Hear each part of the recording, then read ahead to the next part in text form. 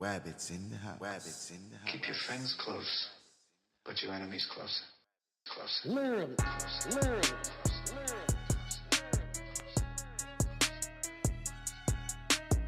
Rabbits in the house. Rabbits in the house. Rabbits in the house. Rabbits in the house.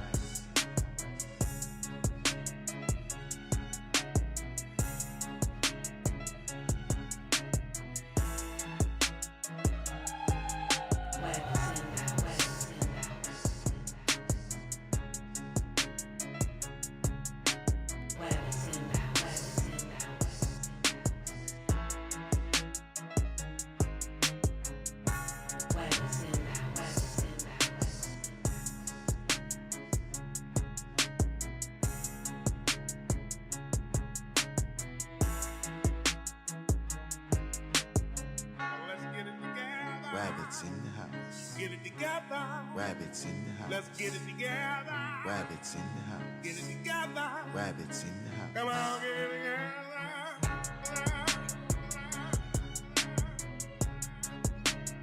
Rabbits in the house. Rabbits in the house. Rabbits in the house. Rabbits in the house.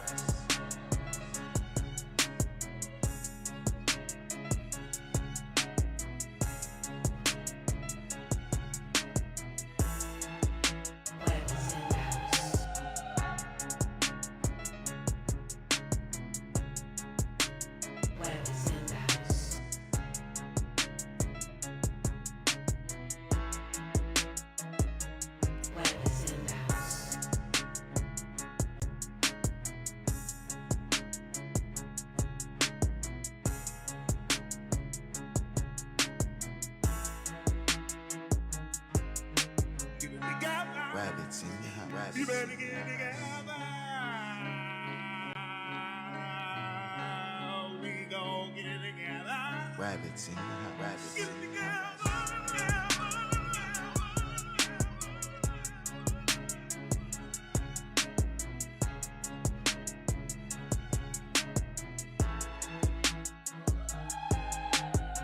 Rabbits in the house. Rabbits in the house.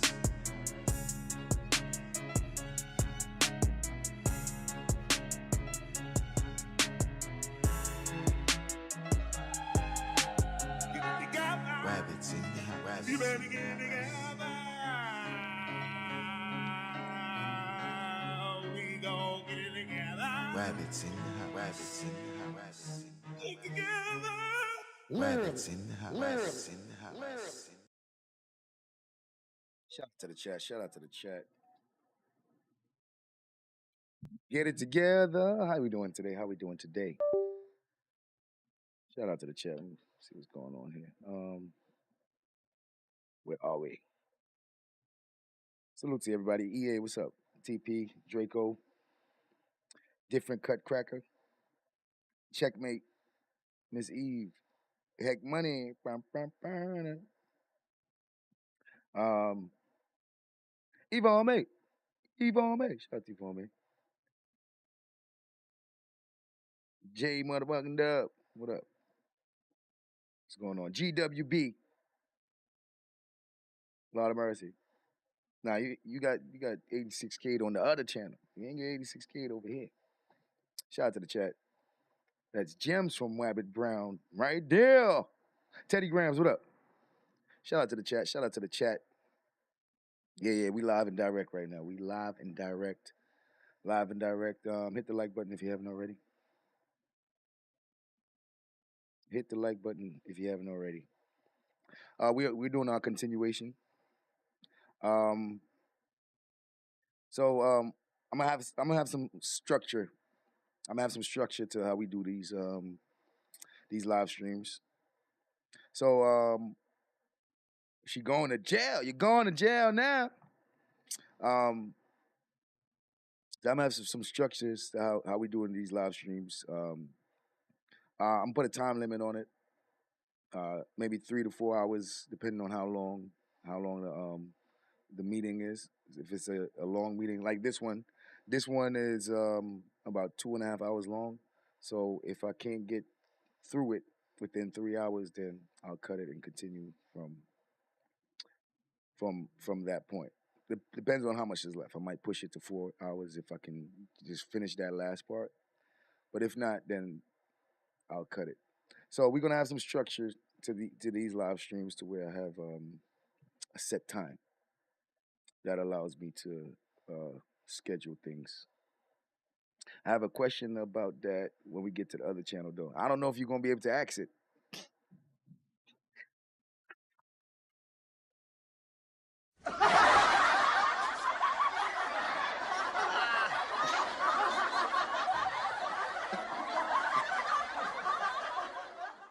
You might have a question, but I don't know if you're gonna be able to ask it over there. I think you still got about 12 hours left on that 86K. Oh yeah.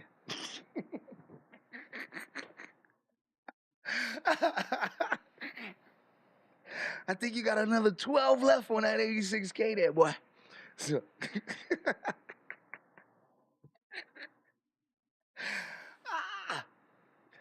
that tickled me. What a mercy. That felt good. Shout out to the chat. That felt good. All right.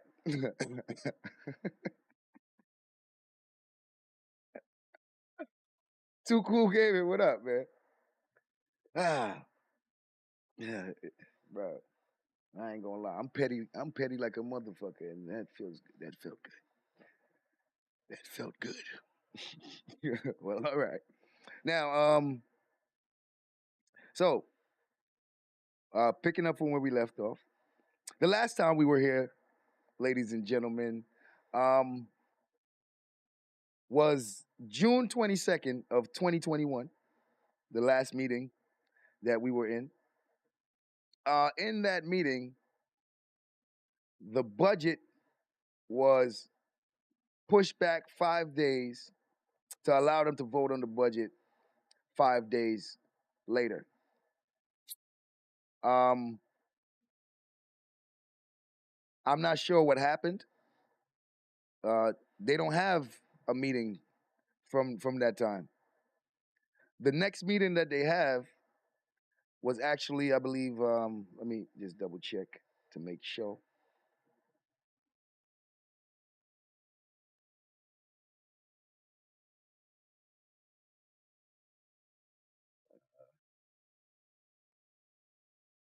The next meeting that they have after June 22nd was July 19th. Before that, the mayor had a transition live stream where she was basically doing her transition.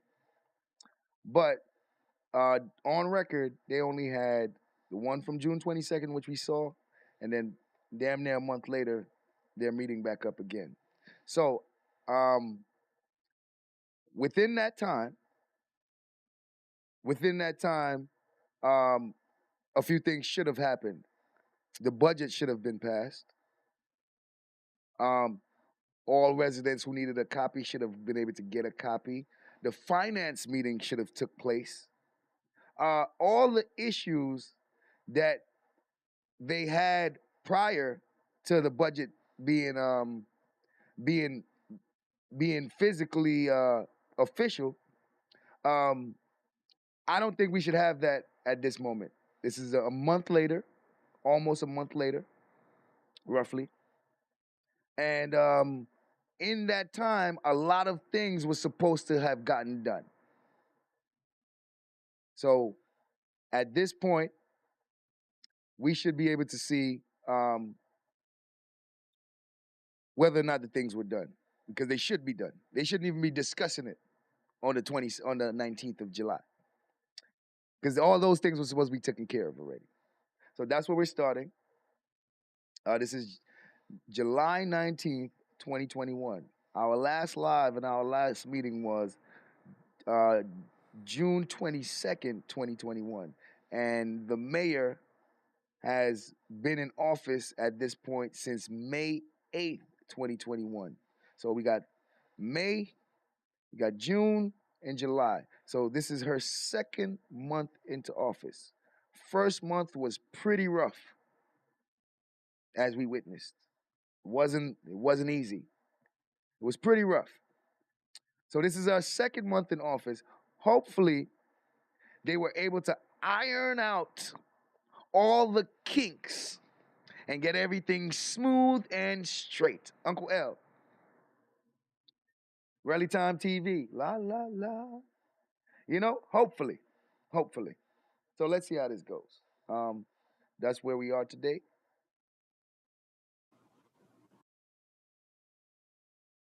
Shout out to the chat. Shout out to the chat. Village of Dolton. Now, I'm going to adjust my camera.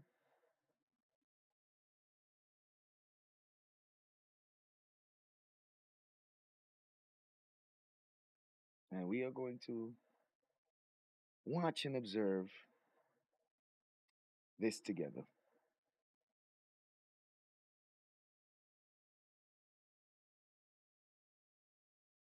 Um,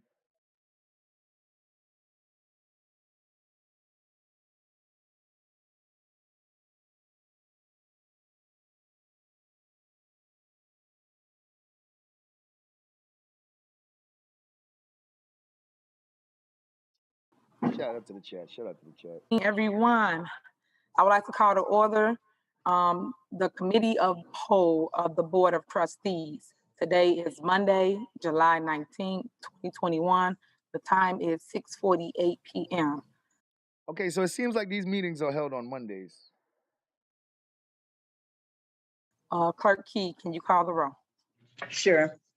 Trustee Holmes? Is Trustee Holmes present? We'll go kind of fast. Okay, I'm going to skip him. Trustee Norwood? I'm present. Oh, thank you. Trustee Steve? Present. Trustee Belcher? Here. Trustee House? Present.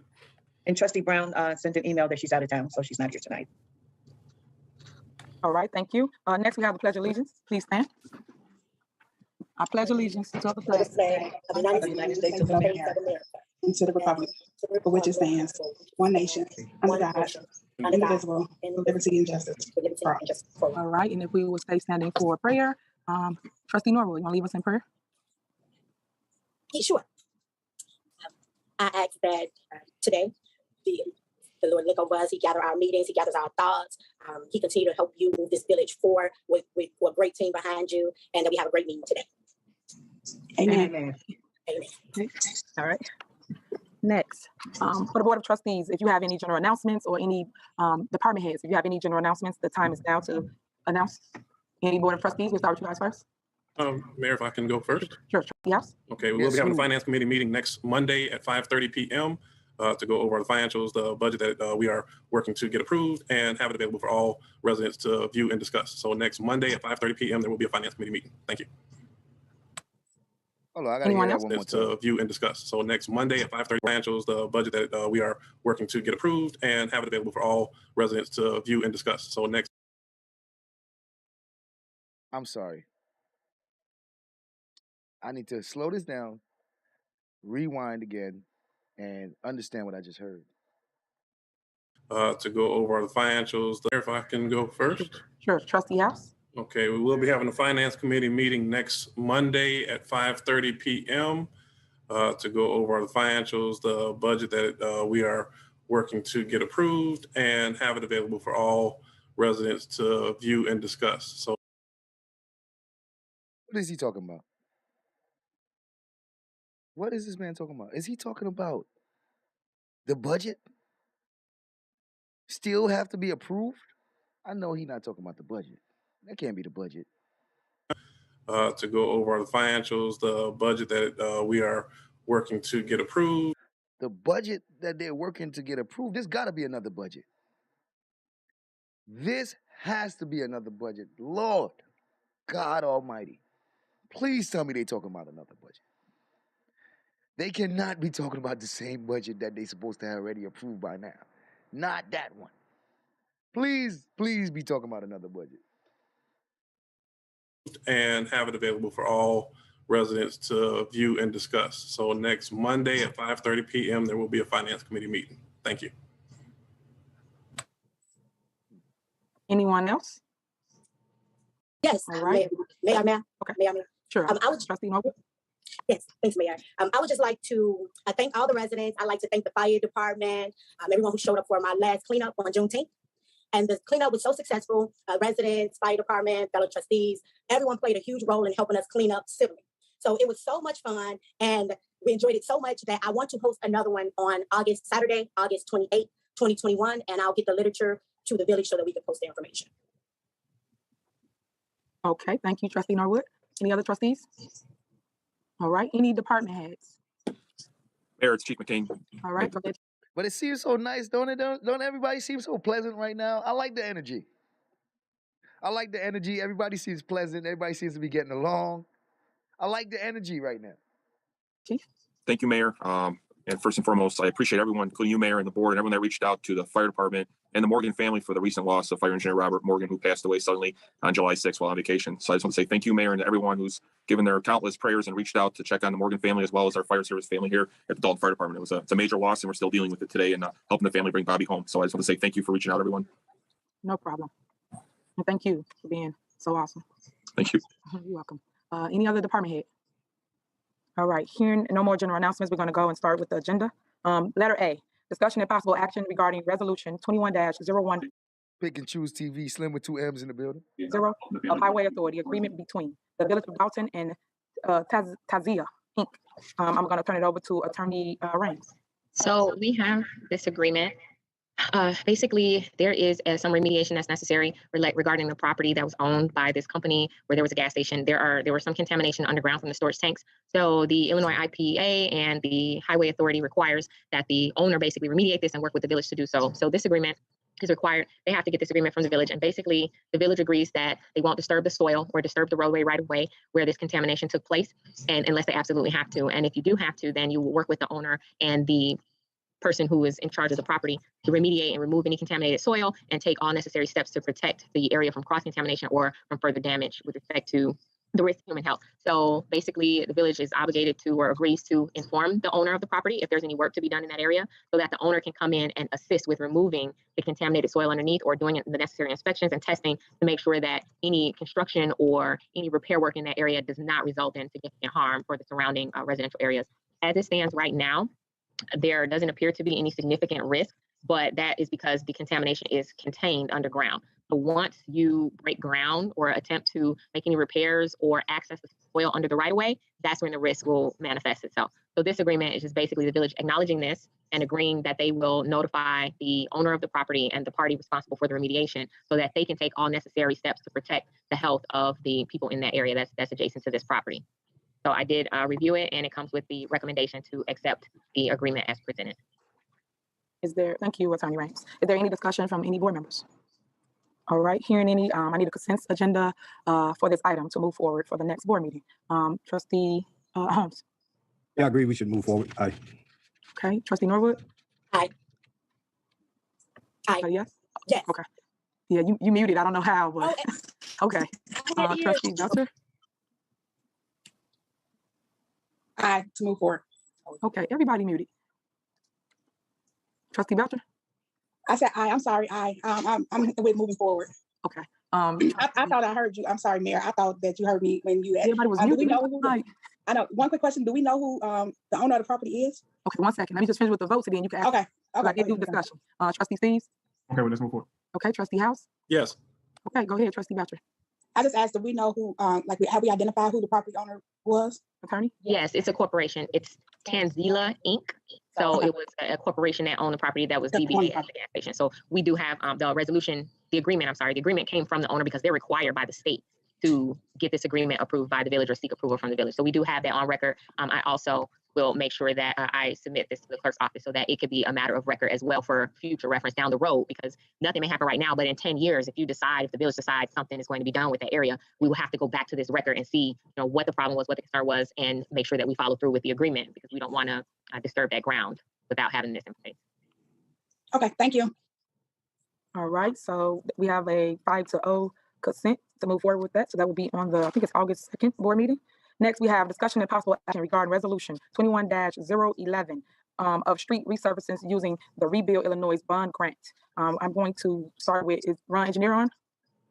Yes, I am, Mayor. Okay, so let me say this and then I'll give you the floor. As everyone know, there's tons of streets throughout Dolton that's in serious need of repair. So what I did was tell the engineer along with Stacy to go throughout the town and identify those that need the repairs. He is now putting together a plan for which streets need the repairs. The worst streets are going first and then so on and so on. So I'm gonna give the floor to Ron Engineer. I know you guys all want to resurface streets throughout Dolton, so community, here it is. All right, Ron, you have the floor. Thank you this evening, Mayor, Madam Clerk, trustees, department heads, and residents. As part of the Rebuild Illinois grant program, the village is to receive 6 payments of $254,312.30. Love you. They're going to receive 2 payments each year as part of the Rebuild Illinois grant program. And this is part of the state selling bonds and putting motor fuel funds into the account of the village.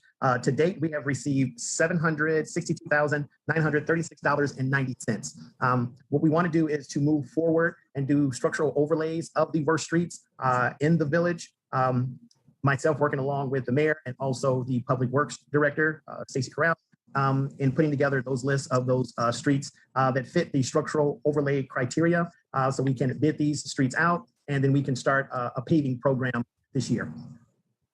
Okay. And the funds cover the reconstruction of the road and all engineering costs. So, and again, this is from bond proceeds that come directly from the state and go right into our motor fuel tax account.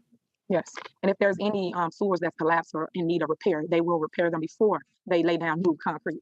Yes, we will do a survey on the roadways. If there is point repairs or drainage structures that are collapsed, need to be reconstructed or removed and replaced, those will be performed prior to we do any type of overlay on the roadway pavement. Yes. Any discussion from the board? Y'all got any questions for Ron? No, I think everything was answered right there. Because my concern was about the sewers before they do the streets. But Well, Rich, let's talk about it. working under the administration, I think we need to move forward and enhance the streets here. All right, thank you, trustee. Any other trustees or anybody want to give a consent on moving forward with the resurfacing of the streets? Trustee Norwood, are you for? Okay, Yes. trustee Patrick, Yes. trustee Steves? Okay with it, yes, let's move forward. Okay, trustee House? Yes. All right, so we have a 5-0 as relates to resurfacing the streets. So thank you. Next All right, next. on the agenda, we have discussion and possible action regarding resolution 21-012 for honorary street naming for Elder Edward Creighton. So everyone that knows Mr. Creighton knows that he really truly cared about community. He was a pillar of this lovely village, Dolton. Him and Ms. Creighton came to every board meeting. When I say every board meeting, it was in the back. And then also there was a big inspiration as related to Thornridge High School. They did after school activities. So if you did not know the Creightons, I'm pretty sure you heard about them. So Elder Creighton passed a couple weeks ago. So we wanted to honor him by naming a street after him. And I have a resolution that we have created. And I will now read that into record. Attorney Rimes. Resolution 21-012. Whereas the mayor and the village of Dolton trustees wish to honor Elder Edward Earl Creighton for extraordinary and dedicated service as a board member of the Thornton High School District 205 board and a staunch community advocate and devoted resident of the village of Dolton. And whereas Elder Edward Earl Creighton was born on February 20th, 1951 in Mound Bayou, Mississippi to Earl Jr. and Ollie Mae Creighton. And whereas Elder Edward Earl Creighton has been a vital member of the village of Dolton community for 41 years. And whereas Elder Edward Earl Creighton, the loving husband of Mrs. Felicia Creighton for 45 years and the caring father of their 6 children, Lachelle, Edward Sr., Lachey, Lawrence Sr., Jonathan, and Lashar. And whereas Elder Edward Earl Creighton was the first African-American hired at Rockwell Graphics International, where he dedicated 24 years of service and was later hired at DR Press Equipment, where he continued as an operational manager until his retirement. And We're getting an echo because they are literally sitting next to each other. A lot of them, I think they're in the same room. They're in the same office. So we hearing an echo because some of them are kind of close to each other. whereas Elder Edward Earl Creighton accepted his ministerial calling at an early age and began work as a deacon at Haven of Rest under the late Pastor John L. Connor, and later joined Truth Triumphant Ministry, where he was ordained as a pastor under the leadership of Pastor Gary Brown Sr. And whereas Elder Edward Earl Creighton was an active and involved citizen focused on advocating for the children and residents of Dolton, and in 2009 created his not-for-profit organization, Children Have a Right to Educational Remedies, Charters. And now, therefore, be it resolved by the mayor and the village board of the village of Dolton, Cook County, Illinois, pursuant to and in accordance with its constitutional and statutory powers, that on behalf of the entire citizenry of the village of Dolton, the village board hereby expresses appreciation for Elder Edward Earl Creighton by designating the portion of Ingleside Street with the honorary street name sign, Elder Edward Earl Creighton Way, to recognize him as a community influencer. This resolution will be in full force and effect from the date and after the date of its passage and approval in a manner in accordance with law. The Public Works Department will be directed to establish an honorary portion of Ingleside Street between 15500 and 15600 with the honorary street sign name, Elder Edward Earl Creighton Way, as affected by this resolution. All right. Any board members have any questions, statements, anything? All right, here none. Yes, ma'am. Oh, okay, go ahead, Trustee Holmes. Let Ms. Norway go ahead first. Okay, go ahead. I was just going to say, Mayor, that I agree. We love the Creightons. We know how important the Creightons were to our village. And I actually attended high school with a couple of his children. So I think that it'll be a great honor, and I love to be a part of doing so. All right, thank you. You and I both attended school with the kids. Yes. Yeah, we are TR. Yes. Okay, so you four are moving forward. I'm moving forward. Okay, Trustee Holmes. Thank you, Mayor. I would like to move forward with that, but a statement I would like to say, Ms. Creighton come a long way with many outside kids and inside kids of his own. He was a tall man and a mentor to everyone. And anyone rides down that street can look up and see and thank God that you had a father figure in Mr. Creighton. So I agree to move forward. Yeah, and I agree with what you stated. Any other trustee? Okay, Trustee Boucher, you want to move forward? Okay. Trustee. Yes, yes. All right, Trustee Steves. Yes, let's move forward. Trustee House. Absolutely. All right, so it's 5-0 to move forward. Clerk Key, you got all that? I'm just making sure. I know you're taking it for me. Yeah, I know. Write it down. I'm like, don't they look at all the smiles and stuff, man, this is a good day. Listen, man, they got me smiling. God damn, everybody smiling and stuff. Everybody smiling. Look, Letitia, third eye POV. Shout out to Letitia, third eye POV. Let's make Letitia great again, ladies and gentlemen. Sub up to Letitia, third eye POV. She got StreamYards. She dropping the link. Everybody all smiling and stuff. I feel good. I feel good about this. Look at the smile in the middle. I probably caught that at a bad angle. Everybody, look at Kiana up there smiling. Look at Kiana up there smiling. Smiling, man. It's hard for her, but she's trying. Look, it's hard for Kiana to smile, but look, she's trying. Even Kiana's smiling, man. Come on now. I like this. If I could just take a screenshot of this and put this on the wall. You know what? Because right now, they got a lot going on amongst each other. So I say, we take a screenshot of this picture, frame that, and bring it to the next board meeting. And put that on the wall behind them so that they can see there was a time when all you guys smiled together.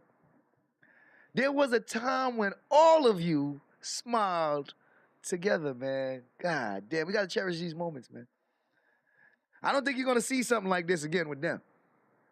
Island Milligan, man. I'm just checking it off. I'm just checking it off. Okay. Next, we have discussion and possible action regarding Resolution 21-013 of Class 8 SSG Dolton LLC, address 14848 South Woodlawn. Where is Adam? No, is it Adam? Yes, Attorney Adam. Right here. Oh, you on there? Okay, there we go. Okay, so I'm going to let the board hear from Mr. Dotson. That is correct. Okay, Thank I got you, it right. Good. Okay, Thank you, Mayor. Thank you, fellow trustees. What's before you this evening? We actually came last fall of 2020 and introduced a possibility to discuss the proposal. And during that meeting, it was stated to move forward to discuss it. Unfortunately, we never got to that meeting until today. So a lot of new faces that are different from the last meeting. So let me kind of bring you up to speed in regards to. Now that's interesting. This man is coming about something that they had been in talks about before she became even mayor. So this meeting is a continuation of a meeting that he had with the prior administration. This how serious these things be. Like, man, so this man is about to have to negotiate the old the old negotiation with this new administration. And shoot, sometimes it don't be easy. Sometimes this don't be easy. This particular property. This self-storage facility was new construction back in 2009. And with that, there was a Class A given for new construction. And during that time frame, the property was sold to our clients back in 2013. With that said, there was only 3 years left on the Class 8. And in 2016, the taxes were $94,000. And in 2019, after the Class 8 expired, the taxes are now $398,000. So we have an increase of $300,000 at the location. With the Class 8 renewal, the taxes would be reduced back down to $121,000. But what we would like to propose this evening, which hasn't been done before, which is to provide an agreement where we would give an annual amount to the general fund at the village. And since we proposed this back in 2020, we were also looking to add something that would relate to the COVID situation. So what we were looking to do is provide a $25,000 payment for COVID last year, as well as for 2020, another the initial $25,000 payment. And then if decided that the board would like to move forward with this and the agreement is approved, we would be looking at an upfront check of $75,000 and then ongoing $25,000 for the next 8 years, which would total to $275,000 towards the city's general fund. We would hope that we can work with you on this because the situation stands right now that during COVID, there's people that were not paying on time. We had to waive late fees. Many things that happened during COVID affected like restaurants. It also affected the self-storage business. So in order to keep our tenants in the building, we worked with them in order to keep them at the location. So with that said, revenues have dipped down in the last year due to COVID. But we like to express to you the thought is that this is the only self-storage facility in Dolton. And with that said, that they try very hard to keep the property up. It has very minimal issues. And what we're hoping for this evening that we can discuss this further with you and hopefully get this to the board to vote on a Class 8 renewal. I'd be happy to answer any questions in regards to the facility and the proposed agreement that we have in front. Hopefully you have it. If not, I can explain in more detail if you'd like. Okay. Well, first I want to say thank you again for coming on board and explaining to us what your intent is for the property and then also for giving back to the community. I truly do appreciate that. And I do hope the board take all of what you said into consideration and we actually be able to alleviate some of the struggle that most business owners are facing today due to COVID. So I will open the floor up now to the Board of Trustees. Anybody have any questions for Mr. Dotson? Can I be recognized, Mayor? Sure, Trustee Doctor. Okay, I have a couple of questions. Now, I heard him say the taxes were $94,000. And then they went up to, did you say 120? No, after the went up to 398. 398. Okay. $300,000. I didn't hear you. That's why I wanted to make sure.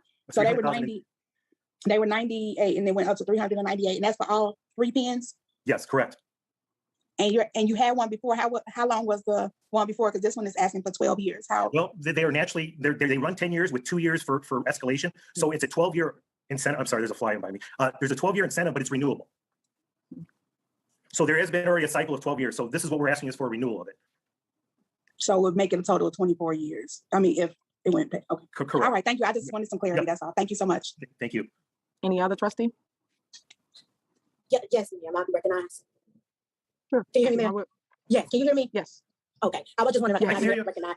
Okay, I was wondering the difference, just so that everyone's clear, how does it work? So will the village, if we decided to move forward, we take over the additional taxes, or how would that work? Who would ultimately pay the difference if we give them a Class A? Okay, as of right now, and correct me if I'm wrong, there's still a TIF that exists there. Tax Increment Financing District. That's correct. There's a few years left on it. So the money is collected into the TIF district. It doesn't go anywhere else. So what would happen is the increase that you say would go back down to where it was before and would still be collected into the TIF district. So that's funds that are not allocated to the rest of the general fund. So it would not affect the rest of the community based upon that, just the TIF area. Kiss my cheeks. And which includes Food for Less, the Burger King, the AutoZone, and then there's a kind of a strip center in between the storage facility and the Food for Less. Those are all in the same TIF over there. Okay. I have one other question. Okay. Would there be a bank? Trustee, hold on 1 minute. Let's make sure she's done. Trustee Norwood, I'm sorry. Yeah, so I just want to make sure I'm clear. So if we decide to rent the Class A, the difference will not affect the residents. It'll just affect the TIF area. Is that what he's stating? That is correct. Yes, you are correct. Yep. And then when the TIF expires, the Class 8 will still be in effect. So the taxes don't change. So there is no effect on the rest of the community once the TIF expires. What would affect the TIF, what would affect the residents if indeed this wasn't in a TIF? If it was sitting outside the TIF and then the whole community is affected, then everybody would pay a share to make up that difference. But since the taxes are in the TIF, you will not get affected. Okay, well, since I have him, Mayor, can I ask him one more question regarding that? Go ahead. Okay, so you said it won't be affected as long as it's in the TIF district as of now. Yes. And you all have had it for 3 years. You said that you all got it the last 3 years? We had it in 2013 to 2016, and then it started to expire in 2017 and 2018. Gotcha. Okay. All right. Thank you, Mayor. All right, Trustee Belcher? Just one other question. Hey, I like this. Right now, this seems professional. Everything seems professional right now. I like this. I like this. I know that he made a recommendation they would pay $75,000 into the general fund and $25,000, I guess, annually. Would there be some type of reference to that? Like, how does that really work in reference to him? I mean, I know it's verbally he's saying it, but how does it, like, is it something written up? Yes, yes. So to answer that, Attorney Raines and Attorney Dotson are drawing it up for the August 2nd meeting based off of what the Board of Trustees say here tonight. So yes, everything will be in black and white, and as soon as we sign on it, they will give a check for $75,000 that will go to the general fund. And just by, Draco, not to say strike of default or anything, are we legally able to still collect on it if they stop paying? I'm asking, I don't know. Attorney Raines is trying to chime in. Hold on one second, Attorney Raines. So we are in the process. Adam has been negotiating with our office just to put together a document that will be obviously a legally binding agreement and contract with the property owner attesting to the proposal and what they intend to give to the village. So we will have an enforceable agreement alongside the Class 8. So we are in the process of drafting that document. We just needed direction from the board as far as whether you would be inclined to accept it, and then we would incorporate that into a legally binding agreement. Okay, Attorney Brown, you said with the owner. So 5 years. I mean, because we're still just trying to get out of post-COVID or pandemic or whatever. 5 years. If they sell this property, will we still be able to collect off of this from new owners? Well, we would have to make that part of the agreement that the property is sold with the liability that comes with the agreement and the issuance of the Class 8. I mean, I imagine that's not the intent of the owner at this point, but we definitely, if that's a concern, it's something that we can definitely work out the language with Mr. Dotson. Okay, I just asking because I want this clarity. Thank you so much. Yeah, what we would do is get a transferee assumption agreement that would be attached to the regular agreement that would require the new owner to do that, whatever is required from the existing owner. So you would be covered. Great question. All right, thank you. Any other trustees? Yes, may I be recognized? Yes, Trustee Steves. And with Adam Dotson, question, over the last, I see you said, I think 12 years, since you had this Class 8 before, have you ever donated anything to the general fund to the village before, or was it be the first time you've done it? I think it'd be the first time that anybody's done that with a Class 8 to give to the general fund. No, we have not, and I don't think anybody else has either. This would be the first. Queen. What's up, Queen? Time. Thank you. That's it. Any other questions, trustee? Yes, Mayor, I have a question. Sure. I was wondering what insurances will be put in place to make sure that once the Class A is ran out, that the business won't relocate on us. Well, I think Attorney Raines, she just responded to that, so they're going to put it in black and white, so it will be legal as relates to anything that happens with their property will be attached, so that the village will be protected. Yeah, so we're stating that we're going to have something she's going to put something in place to ensure that they won't move once the Class A is over. It's cool. I guess she wants to reiterate because I believe it's called some kind of agreement that they're going to attach to the thing. I think I heard the answer to what she's asking already. I'm just saying. Maybe she just wants to reiterate. I could have swore we got the answers to everything she just asked a few seconds ago because I could answer the question. But okay. Be protected. Yeah, so we're stating that we're going to have something she's going to put something in place to ensure that they won't move once the Class A is over. Correct. So she'll have it up for a vote at the next board meeting. Well, let me just confirm. So, Trustee Moore, when you said once the Class A is over, they won't move. Is that was the question? Yes. So leaving in 12 years. Solstice. Yes. So I guess my question is this. That was the question. Yes. So leaving in 12 years. Yes. So I guess my question is this. I know that there's been cities or villages in which business will come and they'll take advantage of the Class A. And then once the tax expires, then they relocate. And my concern is, and I'm asking this so that and I'll explain so you can know how to answer my question. I guess I'm asking this because it's to my understanding, and just let me know, Ms. Attorney Raines, it's to my understanding that as long as it's in the TIF district, while it's in the TIF district, the residents aren't affected. But if for whatever reason it's no longer TIF, then the residents will pay, or the residents ultimately fit the bill. Okay, this is a different question. I like this question. This is a different question than what Kiana was asking, because earlier she sounded like she was about to repeat what Kiana said. But this is a different question, and I like this one. I like this question. Shout out to Brittany. No. So the residents it's an indirect impact because they the property values will be affected if it becomes a blighted area. So it's not to say necessarily the residents will have to pay. They will pay indirectly because if the property becomes blighted around them and the property values drop, they lose the equity in their homes. So it's not necessarily something that they will come right out of pocket and pay. And then keep in mind, the TIF, I believe, is expiring in the next few years. I believe, Adam, was it 3 years or? Well, we spoke, it was 3 years, so Yeah, last. so the TIF really isn't an issue, I don't think, but I can look at it further and get, take some time to review further, but this is really kind of separate and distinct from the TIF issue. So I can look at it further and we can bring it up as we discuss. And I can advise further before the next meeting. Got it. Okay, so Attorney Raines, why I have you? And this is why I'm wondering if you can clarify this for me. So the reason why I'm asking is because you said it's separate from the TIF, but it's explained that if we allow the Class A, if we give them the authority to have the Class A for 12 years, and the TIF is expiring in a few years, then that ultimately is going to affect, that's going to make a change, correct, once the TIF expires? So reasonable questions. Reasonable questions, man. Everybody on their A game today, eh? Everybody is professional and working today, man. I couldn't, Trustee Norwood, you were kind of bleeping in and out. I only caught the first part of that question. Can I chime in? Yes, Adam, did you hear? Because I heard her. Can I chime in? Yes. Here's what I want to clarify. What I'm stating here is that while the property is in the TIF, the taxes have gone up. Those taxes have been captured inside the TIF. If we go back to a Class 8 and the TIF expires, the general fund, which is the taxing body, will not be affected because the taxes have been reduced while still in the TIF. So the only thing that's captured right now is that increase that's in the TIF. So once the TIF expires and it's still a Class 8, there's no increase to lose. So there's no loss to the public based upon that. So hopefully that clarifies it. There's no direct effect once the TIF expires if the Class 8 is in effect. Okay. Okay, thank you. All right.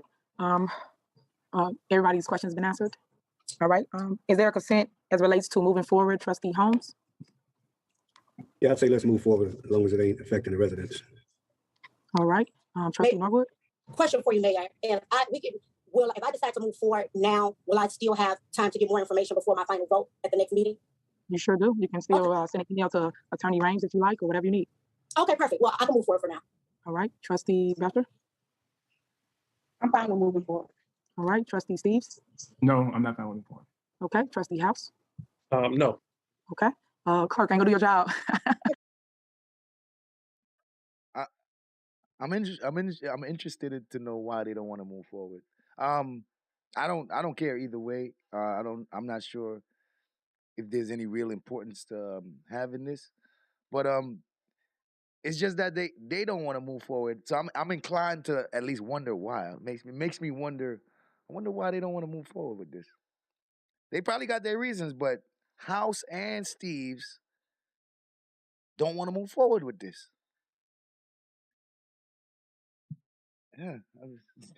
Yeah, without questions. So that kind of, makes me wonder. I'll go to you now. What's the vote? So the vote is 3A, 2 nays, and 1 absent. All right. So motion passes. Next. Wow. So 3A, 2 nay. So the motion passed 3-2. The motion passed 3-2. Now, I still, my curiosity is just piquing. Like, I wonder why. I just want to know their reason. I'm not even saying whether or not I don't even. It don't even matter whether or not they do. I just want to know their reason why not. Because the other ones seem to be okay with it, but they don't. So it makes me want to know why. What's wrong? Seems to be the problem. Can I go to the next one now? Okay. I'm going to pass this one. You. Oh, thank you, Attorney Dotson. We're done. You can exit now. I'll stay on for the rest of the meeting. Thank you. Okay. Next is discussion and possible action of demolition and condemnation experts. Condemnation? Condemnation. Okay. So, Trustee Steves. Thank you, Mayor. I put this on the agenda discussion. I wanted to get more from Attorney Raines, Attorney Welch. We've been emailing each other. She said at her office, they can handle condemnation and demolition proceedings. The reason why I asked her some properties in Dolton that really are unrepairable and they're really a safety hazard. But can we go in? I talked to the fire chief and he was saying, Did he say demolition? Because I was wondering what they was talking about, but now that he's talking about can't be repaired and stuff. I'm like, is he talking about destroying? Did he say demolition? Does he mean demolition? Because I'm like, demolition. She said at her office, they can handle condemnation and demolition proceedings. The reason why I asked her some properties in Dolton that really are unrepairable and they're really a safety hazard. But can we go in? I talked to the fire chief, and he was saying, we can condemn it. If we can condemn it as a safety hazard, we can demolish it.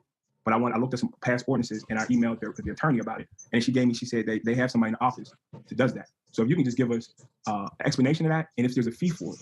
And I know I talked to the mayor, and she has some plans for it as well. So if you can just talk to us about the fee for that. Is there a fee? What's the process, and is there a fee for that? Versus if we got the county, or I think, would you say, Mayor, what did you say, the state, the sheriff department to do it, somebody, the county, what's the verse? Because I know they used to be out here and there wasn't a fee for that. So could you explain this process?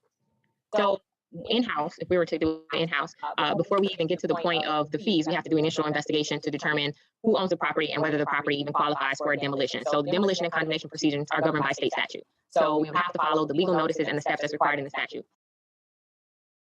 For the record, the lawyer says demolition, man. Okay? The lawyer says demolition.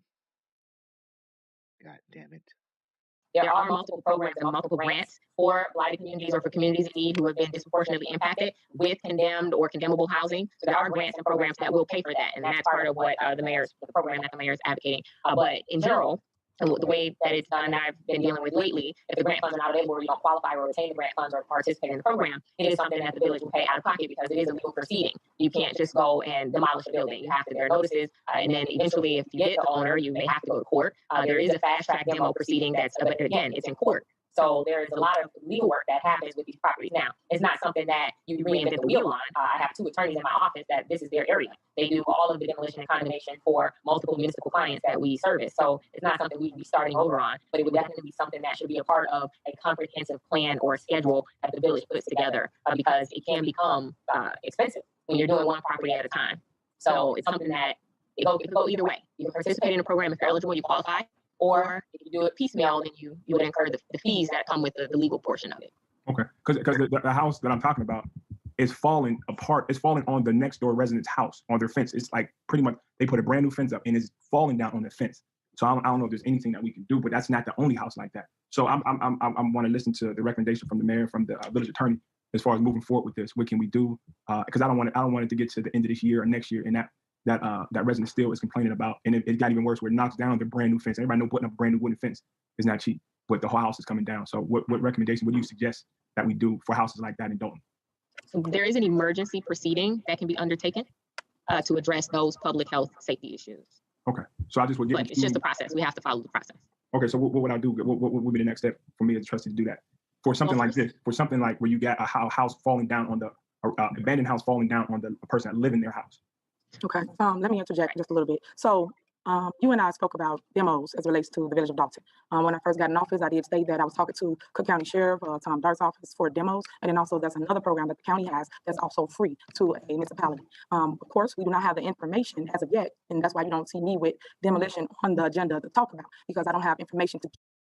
All right, ladies and gentlemen, it's about to go left.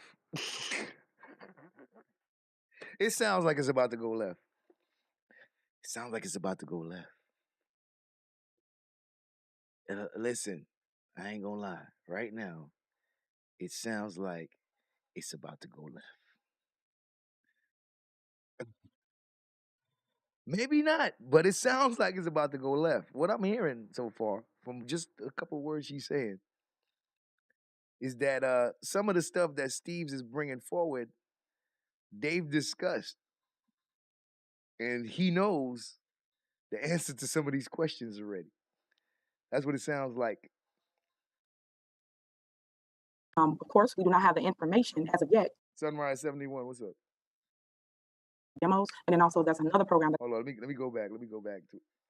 Because, listen, you hear her tone and stuff, it sounds like she's starting to sound like she's ready, sound like she's about to check something.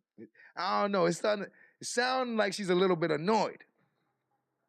She sounds a little bit annoyed. It seems like she got a little attitude. She got a little kind of snappy, just a little bit. And I don't know how that's going to be received. I don't know how that's going to be received, but let's see. Down on the person that live in their house. Okay, let me interject just a little bit. So you and I spoke about demos as it relates to the village of Dolton. When I first got in office, I did state that I was talking to Cook County Sheriff Tom Dart's office for demos, and then also that's another program that the county has that's also free to a municipality. Sunrise 71. All right now. I think he's definitely concerned about the standing home. However, I'm also listening to what she just said. They spoke about this. They spoke about this. Of course, we do not have the information as of yet, and that's why you don't see me with demolition on the agenda to talk about, because I don't have information to give the board or the residents to say, these are our steps, this is the next plan. As the attorney just stated, it is a process as relates to which property. So first, we have to pick the properties that are in need of demo, and then we go from there. She definitely seems to been, this definitely seemed to have annoyed her because she got kind of an attitude right now. She got an attitude right now, man. This kind of annoyed her. Giving it to the attorney researchers to make sure that we can, knock down steps. This is the next plan. As the attorney just stated, it is a process as relates to which property. So first, we have to pick the properties that are in need of demo.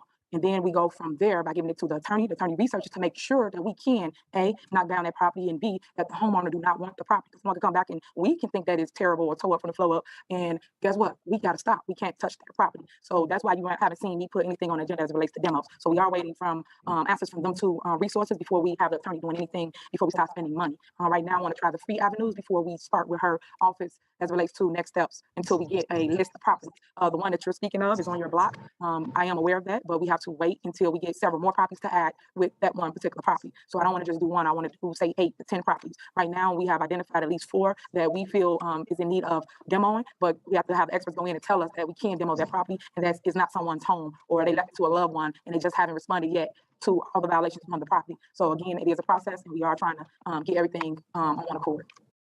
So what I'm getting from that is that even though the house is falling down on the other house, they still have to do it through a procedure. They still have to go through a process in order to get it done.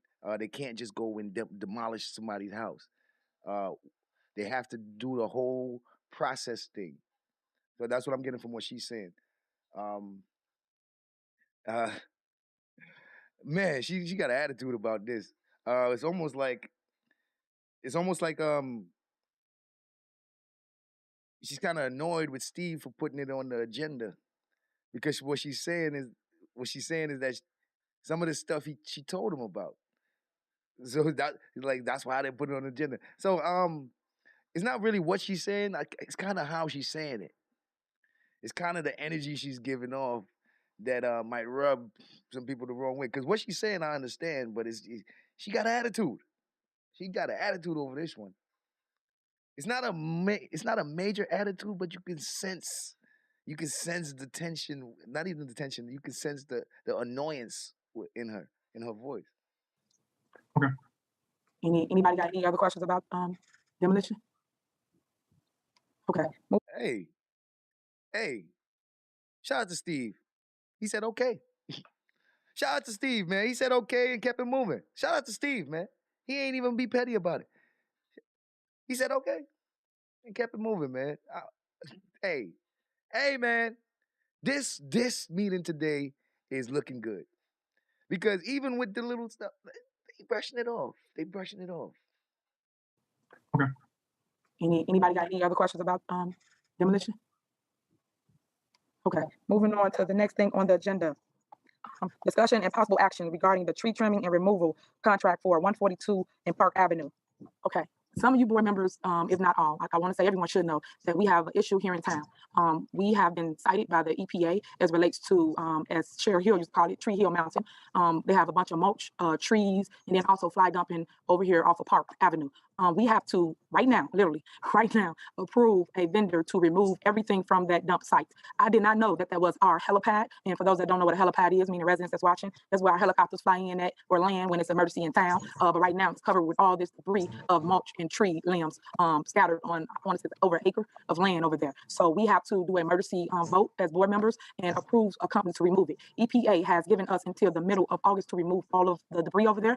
We have now placed no dumping signs all around that area. So residents, if you're caught dumping, your vehicle will be A, towed, and B, you will get, I think it's $700 or $1,000 ticket for dumping anything. When I say anything, because you dump car parts, concrete, all kinds of stuff people dumping over there. So again, you cannot dump anything on that site. So now we have to do emergency vote to approve one of the vendors. If you guys look in your package, there are several different vendors scattered throughout. The highest being almost 200-some thousand. The cheapest one was $75,000. We have made a deal with Prakarsky and Sons. That's the tree trimming company here that we use here in town, and he's going to allow us to dump the debris on his property in spales. So we have to pay a company to use their dump truck. How does that happen? It reflects on the last administration. It reflects on the last administration. She's only into this a month.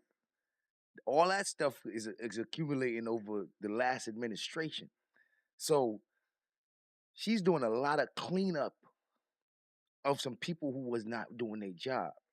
So she's doing a lot of cleanup. Just at least understand that much.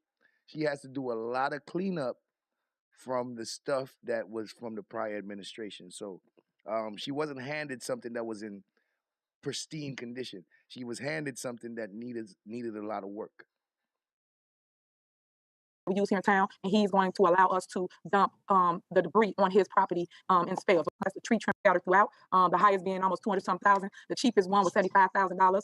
We have made a deal with Prakarsky and Sons. That's the tree trimming company here that we use here in town, and he's going to allow us to dump the debris on his property in spales. So we have to pay a company to use their dump trucks to remove it from our area, and then he would get rid of it from off of his land. I'm just giving everybody the 411 on what's going on. I know y'all heard this before, but I'm just reciting it so the public can know what's going on right now. Any questions as it relates to what I just stated? I love the fact that she says that, I know you guys all know about this because we discussed it, but I'm saying it for the public. I feel like when Kiana and Brittany ask certain questions that they know the answer to, I feel like they should at least make it plain, like just so that the public could know, Mayor, what is the answer to this question? Because when they ask the question like, Mayor, what is the answer to this question? And then the mayor would be like, I gave you the answer to that question earlier. And then they'd be like, well, just for the people, you know? And it's like, well, you know, you should just, I feel the better way to do it would just be like, well, just so the people could know, Mayor, could you just give us the answer to this question? Instead of acting like you don't know the answer, when she know you know the answer, and then she basically like, why you ask me a question you know the answer to, and then you have to be like, well, I want the people to know. Just say that first, so it seems like you're not, you know. No questions? Okay. Okay, everybody okay, we're moving forward with, let me find it. Clerk Brown, are you on here? Is it 75,000? What is that? 75,900. Okay. Okay.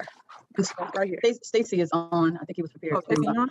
Yes. Yes, I am. Oh, I'm sorry. I did the job for you. I'm sorry. It's okay. Okay, go ahead, Stacy. The floor is yours. Okay, so if everyone can, how's everyone doing tonight?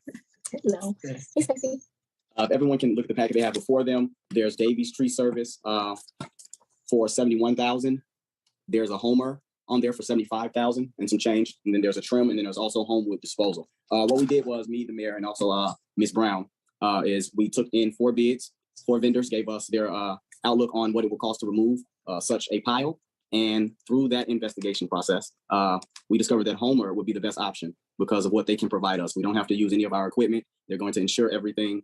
We don't have to use any of our manpower. They're also going to bring a tub grinder there, which is going to shred everything, the large trunks into pieces, which really the tree trunks are the bulk of the issue because they're too big to haul away. We can't pick them up. No one can haul them away. Homer is the only option that has all of the things that we need. Jason with a carrot. It's a complete package with them for $75,900. Right. Any questions for Stacey? Okay, Trustee Holmes, would you like to move forward? Yes, I think we should move forward, for the safety. I didn't know that was that area. You stated that was a helicopter landing? Yes. I think we should move forward for safety reasons, also to get rid of all of them out of there.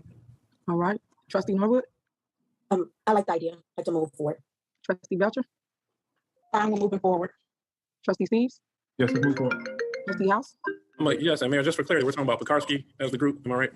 Not for the loading. There's the company that we're going to use to dump the stuff at their location. The company is going to be Homer Industries LLC for $75,900. I'm okay with that, thank you. You're welcome. Okay, Clerk Key, and I got it now. Clerk Yes. Key. Okay, what we got? Man, look at the cooperation, man. Even with the little minor, listen, man, I like this one. I like this one, man. We got 5 A's, 1 absent. All right, thank you. Moving on, discussion and possible action regarding putting a stop sign on 146 going eastbound off of Michigan State and Clark Street. I'm going to refer to Deputy Police Chief Curry. See, I got it right this time. I ain't gonna even talk for you. Go ahead. Good evening, Madam Mayor, trustees, department heads, and citizens. The reason this came up, a few reasons. One, if you're not aware of 146, it's split in half. The north side of it is Riverdale and the south side of it is ours. We also have Roosevelt School that's over there. But people, it's a 20-mile-an-hour zone from Indiana all the way west to Maple, Illinois. But people constantly speed up and down that street, a lot, especially in the morning when the people are trying to get to the metro to go to the to get to work or wherever they're going. But the main reason was that, and then the chief of police of Riverdale, Dave DeMick, reached out and said because of the issues, they're putting stop signs at those locations on their side, those streets, Michigan State and Clark, and they wanted us to mirror that so it wouldn't cause any traffic accidents. But the ultimate goal is to stop the speeding, especially when we're about to start school in less than a month, probably next month, and everybody be back in school. But even when I was in patrol, I was getting complaints about that over the years of people flying up and down there. And if you're familiar with the area, you guys know what I'm talking about. Yeah. Thank you. And I will add to that by stating that Riverdale had paved their street. And if you ever went down on that side of town, people will literally come from off of our side and drive on their side doing at least 60. And you do have Roosevelt School, like you stated, that's literally midsection before you get to the end. I want to say Windworth or LaSalle's the end block down there. So I do feel we do need to do something about it. I am totally in agreement with putting the stop signs throughout Michigan State and Clark Street. Board of Trustees, do you guys have any discussion as relates to this? Okay, hearing none. Trustee Holmes, do you agree? I did a little survey down there, and there's a lot of racing going on up and down that strip. You know, they don't stop; they just speed, and you're absolutely right. I had to watch them come on the other side to avoid the bumps, but coming on the other side to avoid the bumps, they're hitting the accelerator and they're flying. We do have seniors that cross through there, but most important is the safety of each community. And the school year is about to start, and those children will be crossing the street, and they have learned to cross by themselves. But individuals that are speeding down that street need to be aware that not only Dolton, we're not playing, that Riverdale is not playing either. Stop signs shall be hopefully passed to be put there, but also the enforcement that comes behind it with impoundment. Yes. So I agree.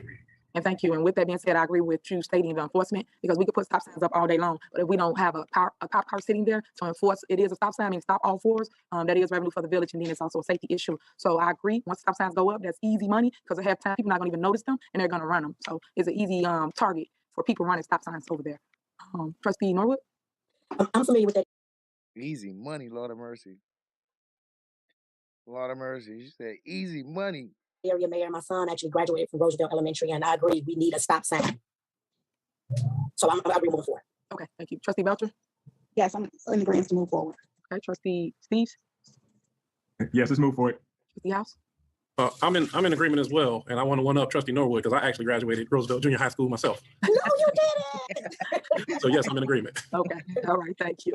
Clerk Key? See, I'm getting it. I'm sorry, I'm laughing at them. 5 And all this giggling with each other. Look at them. Look at the trustees and the mayor, all this giggling and laughing and teeth showing and smiling. Kiana got a real smile. Kiana, look, you can see all her teeth, even the ones in the back. You can see all Kiana teeth, even the ones in the back. Lord of mercy. Kiana actually smiling. Lord of mercy. Look at the teeth. Look at all Norwood teeth. They are smiling and laughing together. Together. So happy together. A's and 1 absent. Motion passed. Motion to proceed has passed. Thank you. Next, we have discussion and possible action regarding Buzz Ambulance extension to include collection of Dolton Fire Department fees and also fire services. I'm gonna do something a little different today. So I'm going to yield the floor to Trustee Belcher. So Trustee Belcher can explain this item here, but she do work alongside with Chief McCain as well, and she is the chairperson of the fire department. Man, Lord of mercy. Lord have mercy. Uh-oh. Dun, dun, dun.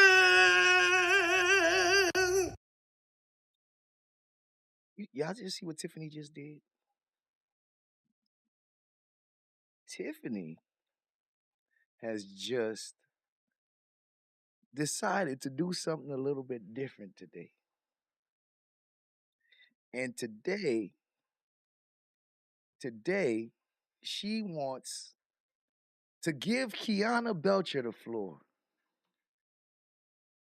Because Kiana Belcher, her job is to be above, I believe, the fire department. And so she has all the information, and she should be able to tell you everything about what's going on with them. So we're going to do something a little different today. Kiana, you got the floor. Show everybody that you've been doing your job. Kiana, you got the floor. Show everybody that you've been doing your job.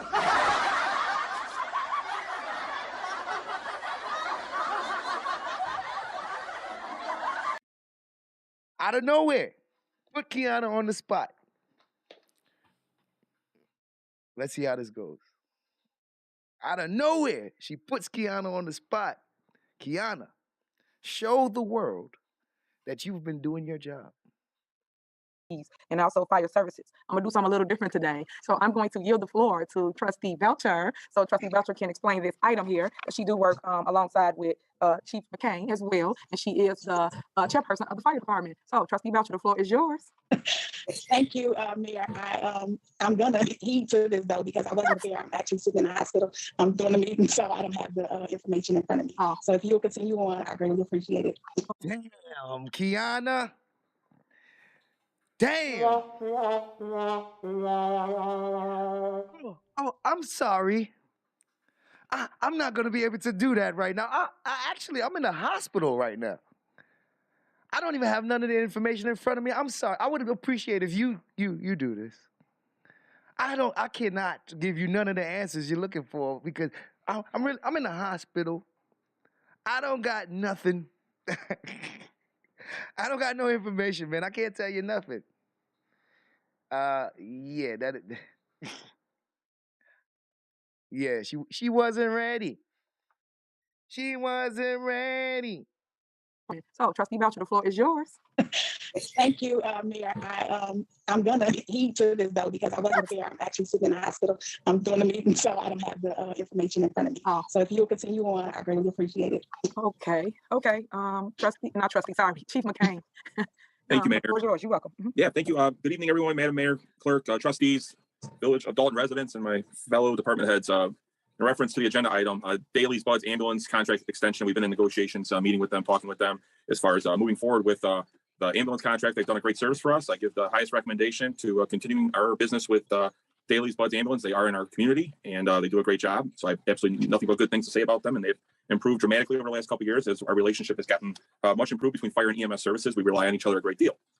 In that contract is also in regards to, give you a little history, fire service billing. So in 2013, there was an ordinance originally passed, 13-005, which was then brought up again in 2018, and that ordinance number is 18-005, which talked about billing for services rendered.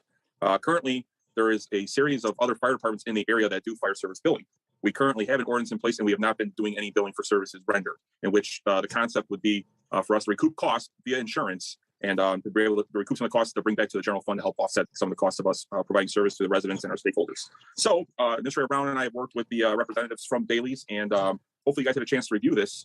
If not, if you have any questions, please let me know. I just want to get everyone's take regarding that issue as far as if they want to have a consent to move forward with the ordinance that we already have in place and utilize Buzz Ambulance as our billing company, and we currently have them as far as our ambulance service and dispatch services. Any questions? Questions, Board of Trustees? No? Okay. Trustee Holmes, to move forward? Yes, I agree. We should move forward, working with Trustee Belcher and the chief. Need to move forward for safety reasons. Okay. Trustee Norwood? I love Bud's ambulance, so I'm moving forward. Yeah, them hotcakes. No, what was it? What was eating the breakfast? Yes. They come. They're a great time. I love the waffles. Right. Trustee Belcher? Yes, I'm in agreement moving forward with this. I think that it would benefit the fire department very well. So yes. Trustee Steves? I'm okay moving forward. Trustee House? Yes, thanks Pete, for that great presentation. I'm not done yet, trustee. Come on now. No. Thank you. Thank you. Oh my good! Look at all the 5A. man. They cannot stop laughing and giggling with each other. Every decision they got to come up with, they giggle and laugh and smile, and it's just. I mean, God, this is beautiful, man. There was a point when they all laughed and smiled and seemed like they could get along, man. This is what I was expecting to see in the beginning. I was expecting to see this very same stuff. I was expecting to see that in the first, month of her mayorship. So when I didn't see it, I was really surprised. I expected, later on, things changed. I didn't expect for initially right out the gate them to have problems. So I expected to see this in the beginning. This is what I expected to see in the beginning. One absent. Motion to proceed has passed. All right. Next, we have discussion and presentation of enterprise lease versus buy program. Do we have Chris available or represent? Mayor? Okay. Okay. Yeah. I don't mean to interrupt. There's still one more section of that. One more, yeah. The fire service. Go ahead. I combined it. So I read both together. Did you just want to give explanation of it? But I did read them both together. No, I was just gonna bring up as far as just as a matter of record is in regards to the fire engine. Go ahead. Okay, I'm sorry. Yeah, the second portion of that was regarding fire service Inc. contract.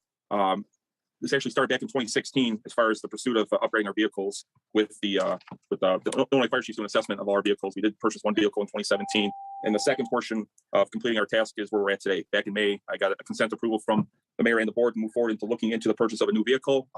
A committee has made a decision. The committee consisted of 5 of the firefighters on the fire department to come up with the best case scenario as far as moving forward with a vehicle to purchase. Obviously, tonight's not a voting day, a voting entity, but I just want to make it a matter of record that we have made a decision. Obviously, that decision has to do also with the budget. And I understand all that. And if we need to move it to the budget hearing next week, that would be great. But I just want to make a matter of record that as of August 1st, if a decision is not made, the cost does go up across the board. So I just want to let everyone know this, be transparent that obviously we don't want to take on additional costs if we don't have to. So I just want to let everyone know prior to August 1st, if the village was going to move forward with this, we would have to make that decision regarding that. I think Trustee Belcher has been a big advocate for the fire department and has let everyone know about your need for the fire engine and the fire. So I've been speaking with you and her as well. So you two have been on point with it. And I do believe the board members is in agreement with that, unless I heard different. I know we just did a vote. We can do another consent agenda vote as relates to the fire engine. Trustee Holmes. Yeah, I agree. As I stated, trustee and the chief have been working together and trying to enhance the safety. So I agree with move forward. All right, Trustee Norwood. I trust Trustee Belcher and Chief. He did a great job, like I stated. So I'm willing to move forward. Yeah, Trustee Belcher. Yes.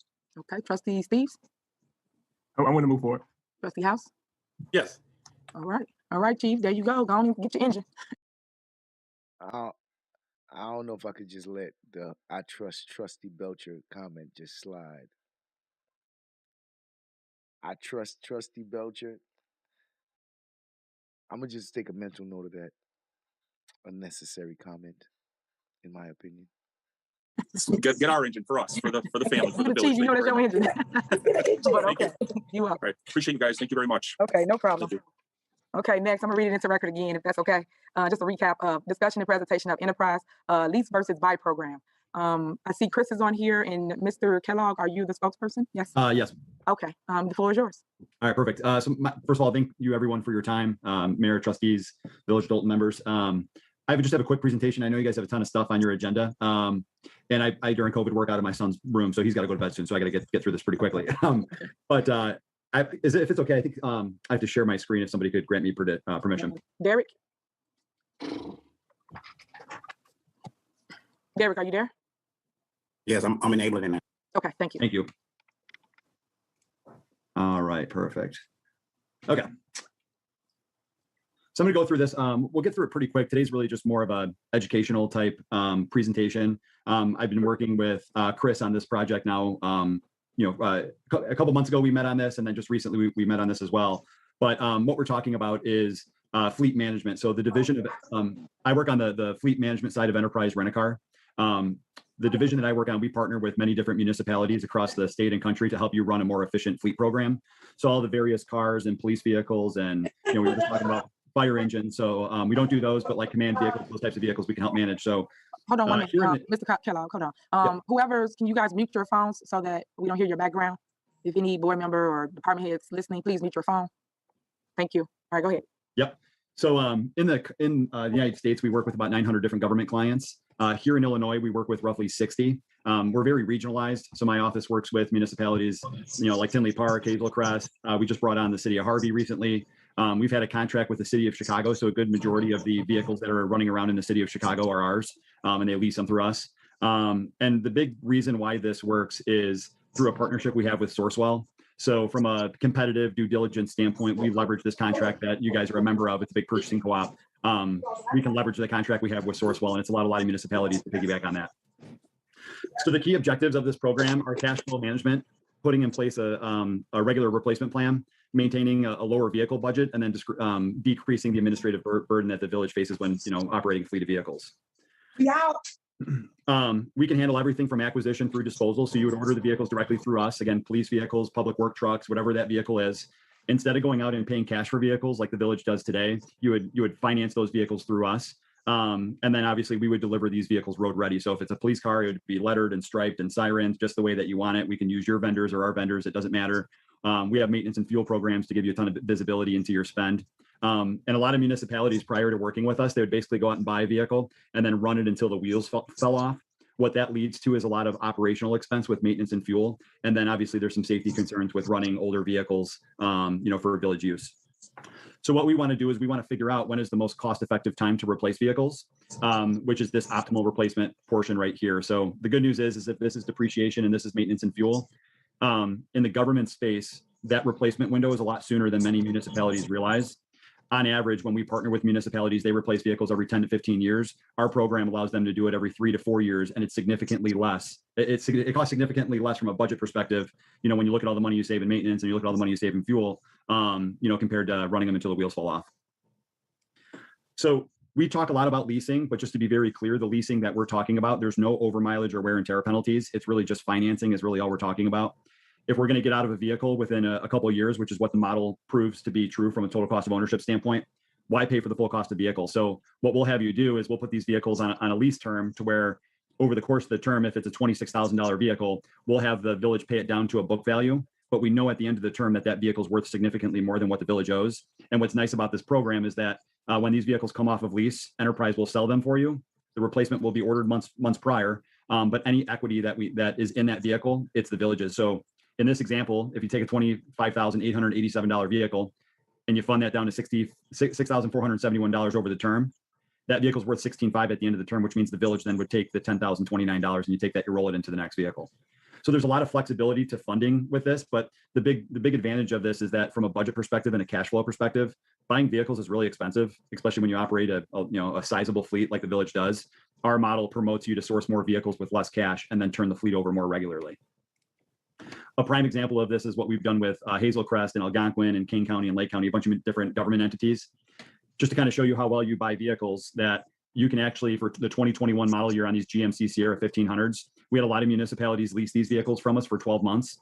And then at the end of the lease, we actually sold these vehicles for more than what they bought them for. So some municipalities were actually making a profit off of leasing vehicles from us. So in this example, the vehicle cost $26,000 through the various government programs. The MSRP on this vehicle is $40,000.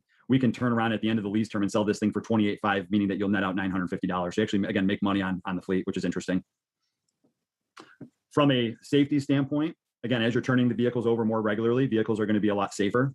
Back pre-2007, vehicles were designed to protect the passenger in the event of an accident. Vehicles are designed today to completely avoid the accident with forward collision warning, blind spot warning, rear video and rear backup sensor. So vehicles are just a lot safer. And then one of the reasons why a lot of municipalities partner with us is just because, again, we have a lot of skin in the game with managing our own fleet through Enterprise Rent-A-Car. We take a lot of those lessons and recommendations that we've learned over the years and apply them to your fleet. So again, it's all about lowering your cost and helping you run a more efficient program. So I zipped through that pretty quick because I know you guys got a big agenda, but today was really just more so educational, get everybody up to speed, kind of who we are, what we do, who we work with. Does anybody have any questions? No questions, Board of Trustees? No. All right. Thank you. We thank you, Mr. Kellogg. Hopefully, next board meeting, we'll make a decision whether we're going to lease or purchase a vehicle. So we will poll the board in the next 2 days, and so they can tell us which route they want to take.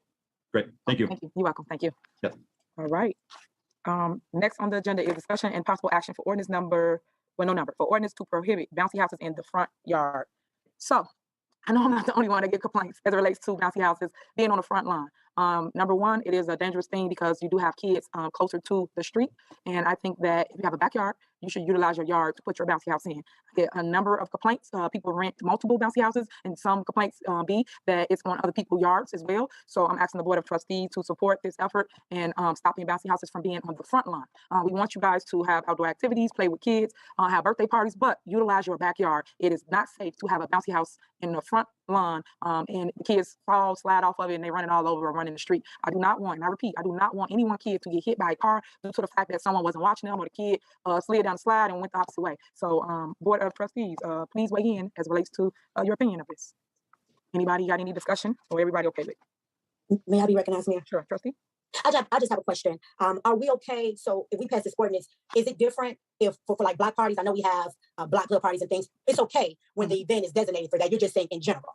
Yes, yes. Okay. So a block club party is where you block the entire street off. So you got activity throughout the street. So it's legal because you came in, for the permit, and the village know that you're having this event. So now we got everybody on standby as it relates to safety. The police officer, the fire department, and buds. So that's a total different structure compared to, you ever drive down throughout the town on the weekend and somebody having a birthday party for their 4-year-old, and then they got this big old bouncy house on the front lawn. You can't see the porch. So we got that kind of issue going on in town. So it's a lot of those popping up, and I don't want any one kid to get injured. So that's why I'm stating that we have to do something as board members to prevent that, because all I would think is if it was my child or anybody's child. So I'm asking the board, how do you feel about it, or what do y'all think we should do? But we need to do something. So I was stating that yes, you can have it, but utilize your backyard. I don't even understand why they don't utilize the backyard. Half the time it's big enough, but they just still put it on the front lawn. I guess because the people might come and say, you know, we can just put it right here. Then they're like, okay. But now I'm just trying to let residents know that you will be fined. You will have to remove the bouncy house. So please, guys, we're putting these rules in place for your safety. It ain't to be mean or anything like that. It's just to let you guys know we care about your kids if you don't. So please move the bouncy house to the back. Anybody else? Okay. Mayor, can I be recognized? I think that's a wonderful idea. Also, it kind of looks tacky, not to say in so many words, but my just question or concern, because I have noticed in properties, and I'll say I actually just seen one last week on Grant, those properties that don't have backyards, like and I think this you would put on here grills also, right? Because I think people are grilling in their front yard. In the ordinance, will it like specify that, you know, the limitations of where, because the first thing somebody can say, well, we don't have no backyard, or, you know, that type of thing. So you don't have a backyard, you need to utilize the park or something. Yeah. But I definitely think that it's a good effort. Not only does it make our community look better, because it kind of looks out of alliance when bouncy houses and grills are in the front yard, but also it's more respect even to the neighbors that those type of things are not happening. So I definitely am in agreement with this ordinance. Do you know the amount of the fine, or is it like a warning then a fine? I'm just asking. Yo, you know what I'm saying? When I see this type of interactions, especially with Tiffany and Kiana, I'm like, why y'all got beef, bruh?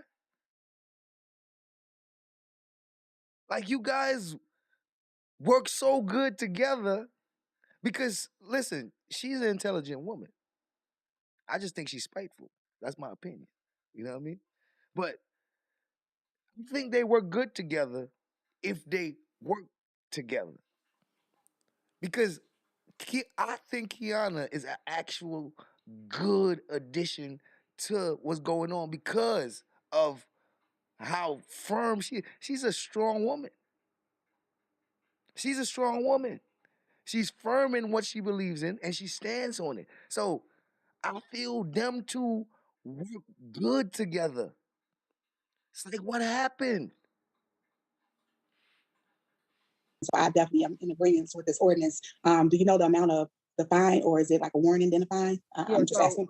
So on here it was a warning. The fine is $100. Then it go to $250. Then it go to $500. So it's like an increment. First warning, second warning. Well, I won't say warning, but that's what would happen when they write you a ticket. First time we warn. Did you not know that we have ordinance in place that you cannot have bouncy house on the front lawn? But everyone should know the answers to this because we have that landlord meeting Thursday, the tenant meeting on the next Thursday. So we should be able to educate the community as a whole as it relates to the new ordinances in place. So now. Some of these people don't even be tenants, though. They be homeowners that be doing it. All we can do is mail it after that. Yeah. All right. Well, I think it's a great idea. Okay. I guess before I get a consent agenda, because on the next one it has the barbecue grills in it. So I guess I could just add that again, do a consent agenda together, or you want me to do one by one? Is everybody kind of in line with both ordinances? As relates to that. So I'll start with the barbecue grill. So the barbecue grill issue has gotten out of hand as well. People are barbecuing on the front lawns, on the porch. And again, this is a suburb. I know some people move from wherever, or the city or whatever, to a suburb. And the way we kind of live here is we utilize our backyard for a lot of events. So that means that you cannot bring your sofa or your couches on the front lawn. We had that issue. You cannot bring your grills on the front lawn. You cannot remove your living room outside to the grass. That's what that means. So some of you have gotten tickets already for that. I'm just naming some of the issues that we're having here in Dolton. So please do not put your bouncy house or your grill on the front yard. If anybody got any questions or concerns, please reach out.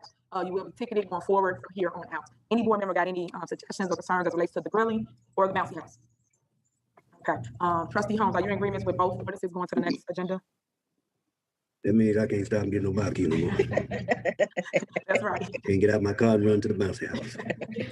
No, I agree with everyone because, we have to patrol these streets more better because, you got that bouncy house out there and I don't see children running to that bouncy house, running out. You may trip, fall in the street. Somebody ain't looking. You get hit by a car. We have a life that may be lost and we're trying to prevent. So it's public safety first. So even if you don't have a backyard, I'm asking that you utilize the park district, and, so everyone can be safe. So I agree with moving forward.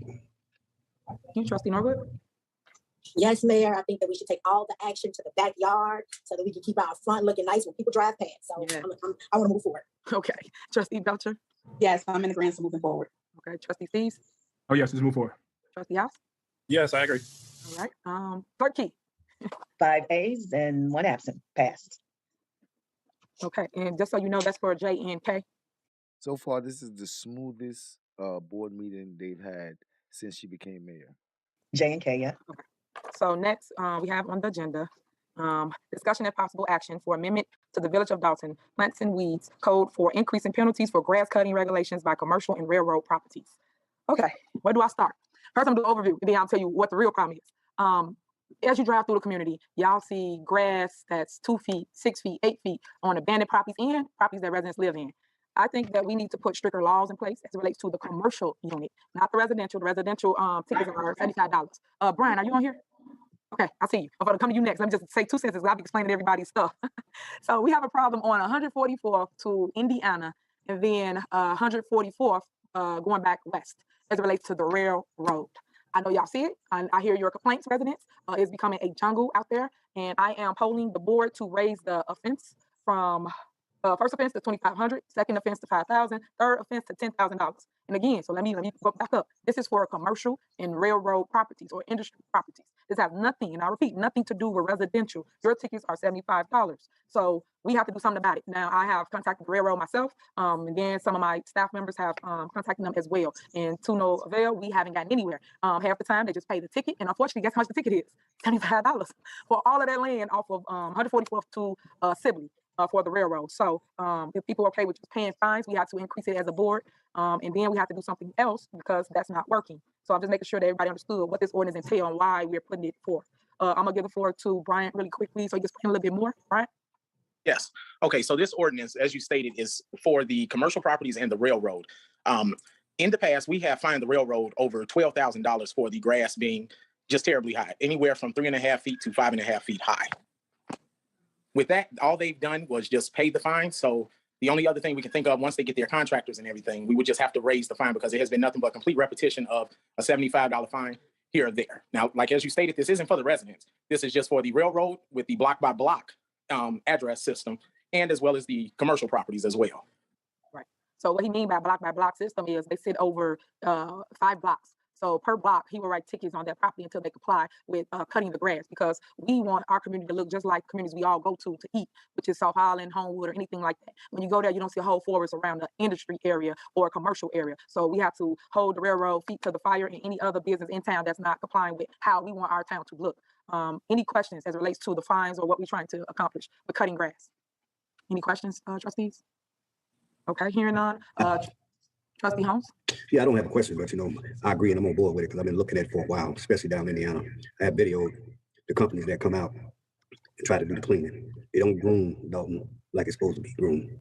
That's because we have a majority of African Americans stay here. I'm not making it a racial issue, but when I do go across on the other side, I see where the same company, you groom around the trees, you cut it the way it's supposed to be cut.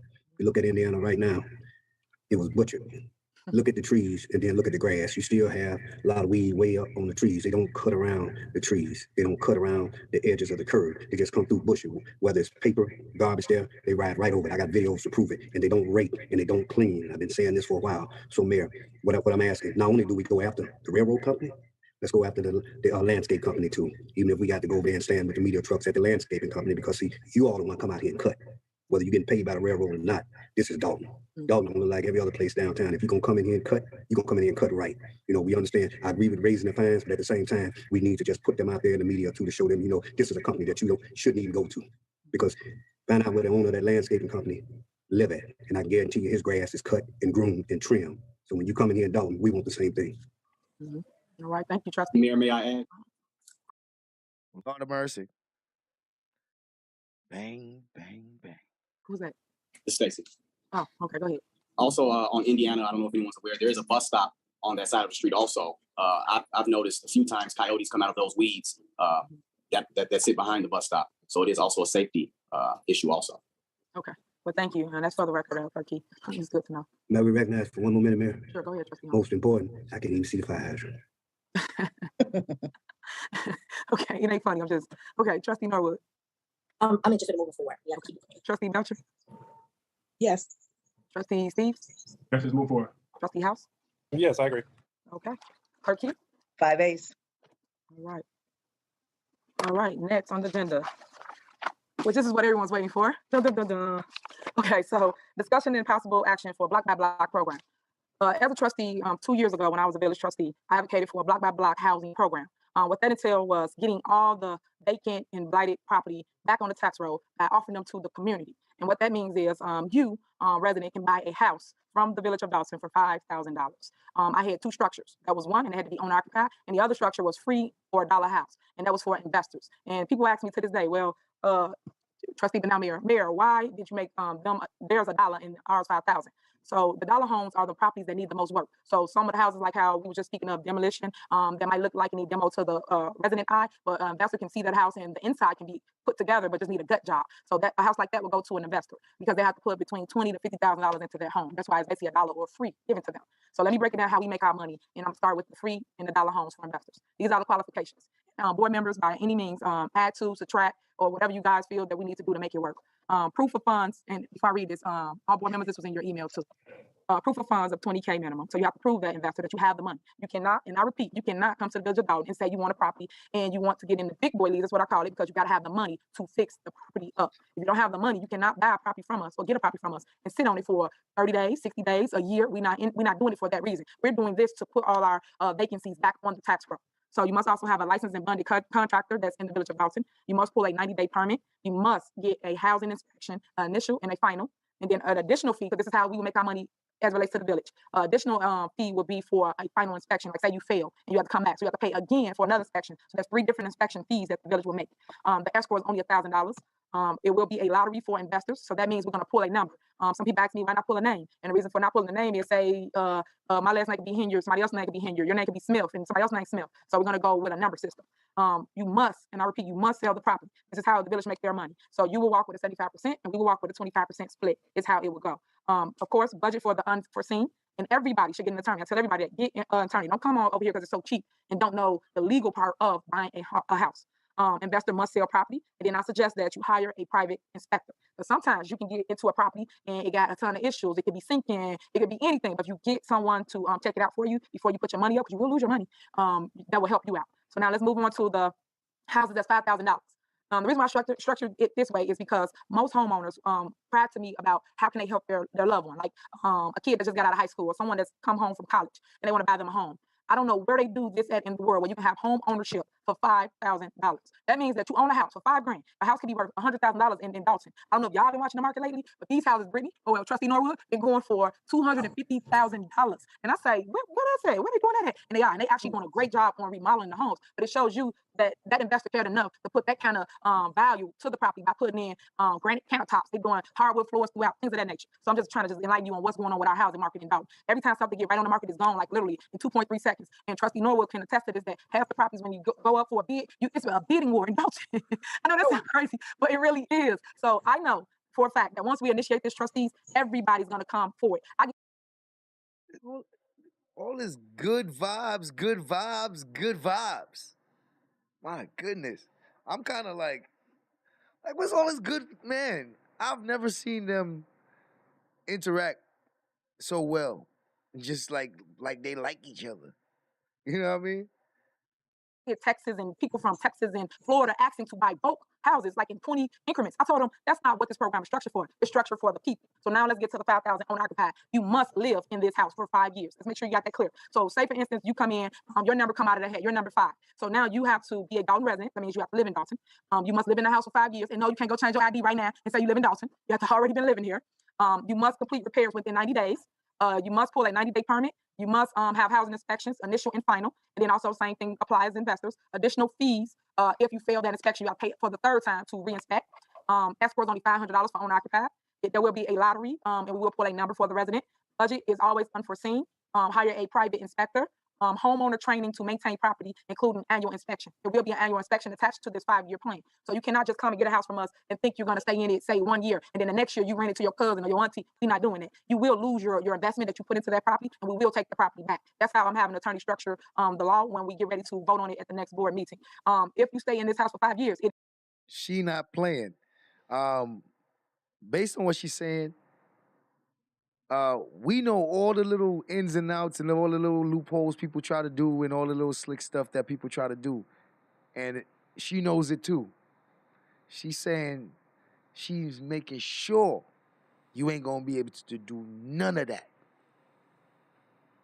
You ain't gonna be able to do none of that. No slick nothing. You're not gonna be able to try. We know what people do. Trying to get over. She got all that in mind. You ain't gonna try to get over, man. You ain't gonna try to get over. You'll take the property back. That's how I'm having attorney structure the law when we get ready to vote on it at the next board meeting. If you stay in this house for 5 years, it is yours. It is free and clear. There's no taxes attached to this property. What else am I missing besides let the buyer beware? Make sure you cross your T's and dot your I's as it relates to buying a house. Now, as it relates to contractors, I always say contact Village Hall, get on the contractor list so that residents can attain you, meaning your company, to do the work as it relates to any of these houses because they have to pull off the list. They can't just bring anybody in. And this is how I was helping give back to the community. If you had a business and you just started in contracting and now they can hire you to do the work for any of these dollar houses, free houses, or $5,000 houses. Again, the $5,000 houses is cosmetic. These are the properties that don't need $20,000 to $50,000 work for work. These are properties that need just like carpeting, flooring, paint, ceiling fans, little touches that I feel that a mom and pops couple can basically obtain for their child over time. Also, realtors, any realtors that's interested in listing the properties that will be for sale that the investor will have, they will have to get on the list. That's something that Trustee Norwood will oversee. So you will get on the list and basically you will list those properties that the village owns, but the investor is basically doing the rehab work, but we are helping them sell it. So it's a win-win for everybody. Everyone makes money, everyone gets the property sold, and we as a unit, meaning myself and the board of trustees, get what we want, which is home ownership throughout Dolton and putting the properties back on the tax roll. We do not want, I want to say it like that, maybe attorney, because I don't want to say I don't want renters, but this program is not structured for renters. It's structured to turn a renter into a homeowner, yes, but you cannot rent any of these houses on this program, just so we're clear on that. And then we have another issue, which is, say for instance, it's 6 people living in a household. Guess what? All 6 of you cannot bid on a house. It's going to be one person out of that household to bid on that property. So you'll put your name in, whether you're the mom or whoever, the one that has the money to do the work is who I would suggest that put their name in the hat to get the property. Sometimes people put stuff in their child's name, just trying to teach them home ownership, but know that they got to have the money to go with that in order to do the work. I know I said a lot in a nutshell, so I'm going to pause for a minute and let some trustees get some words in. Anybody have any discussion? No? Well, question, ma'am. So I know that I asked you this once before, and I just want to know so if you can answer it for the residents that's been asking me, where are we getting these homes? Okay, so we're getting the homes through a scavenger sale. So I don't know if anybody know anything about how a scavenger sale works. It's when people properties go up for a tax sale. So say for instance, you're losing your home due to taxes. You go on a scavenger sale. But what I've been doing is looking at the properties that only are vacant, tore down or need to be demoed, so to speak. I don't touch properties where residents live in and we got to evict them or kick them out. We're not going to do anything like that. We're just taking the properties that are actually really vacant. Okay, thank you, ma'am. I got a question. Sure. So that's how we get ownership. We get clear title through the scavenger sale? Correct. So what you can do as a municipality is you can go in and do a no cash bid, and you can take over a property. Say for instance that you are bidding on a property, Trustee Steve. So say you at the scavenger sale and you're going to bid on a property. A village, a municipality, a city can go in and say, we want this property, that property, that property, that property. Now get pulled from the list and it goes under the village or city or town. And then that's how you can acquire inventory for what we're trying to do here. And when you say we can take, does that cost money? It don't cost money to acquire it. That's what I'm waiting on now to get the process from county I've already been talking to them as it relates to it. So what I'm saying, she said we can do. So I was happy to hear that. But now I'm just waiting on the steps because, as you know, nothing has opened up as of yet. Because I know everybody gonna want the properties right away, but nothing has opened up as it relates to the scavenger sale yet. They don't even have a date for a sale, but they have the list out. The list is out for whatever properties that are on the scavenger sale. And if anybody else watching this and you're on the scavenger sale, just go pay your taxes to redeem your home. I just put it out there, just in case some of my residents are on that scavenger sale. Anything else, Trustee? I was gonna say I'm okay with moving it forward. I still think we need, being that we don't have a housing committee, I still think something like this can take up a long discussion. And I know we don't want to be on these meetings long, so I think we need a meeting specifically just for this, just to iron out and get the specifics on it before we actually vote on it. You know, because I got the email and everything. That's just one pager, but I want to get, you know, I'm sure that once we vote on it, it'll be a legal document. I'm sure they'll have all the, because there's a lot of loopholes that people can get in with that. So I'm with moving it forward, but I want to at least have another meeting. It doesn't have to be, maybe you can hold it yourself, Mayor, as far as just explaining this. And really, it may take an hour to go through this whole block by block program to make sure it's right and everything like that and get all the questions answered. Because we can be here for another 45 minutes asking questions about this. So, you know, just a meeting dedicated to this. I beg to differ on that. The reason why, as a trustee, you've known I had this. Ah, shit. So far, this is about the second or third time that Steve said something and she kind of, oh man. All right, hold on. Let's see how this goes. I don't know, because she's already disagreeing. So let me go back to Steve's. I just put it out there, just in case some of my residents are on that scavenger sale. Anything else, Trustee?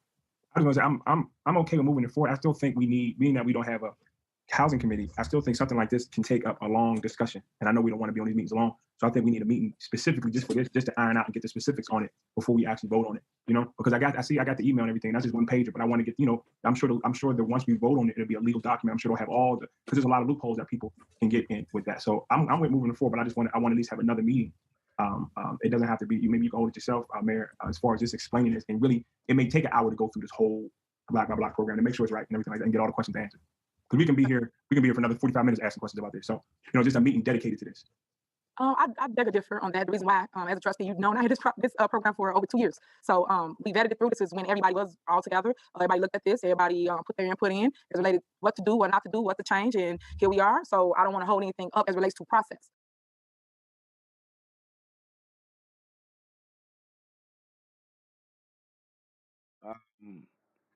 When Steve spoke, it appears that Steve, you know, has a lot of questions and he wants to go further into this. You would think that he hasn't had discussions about this already.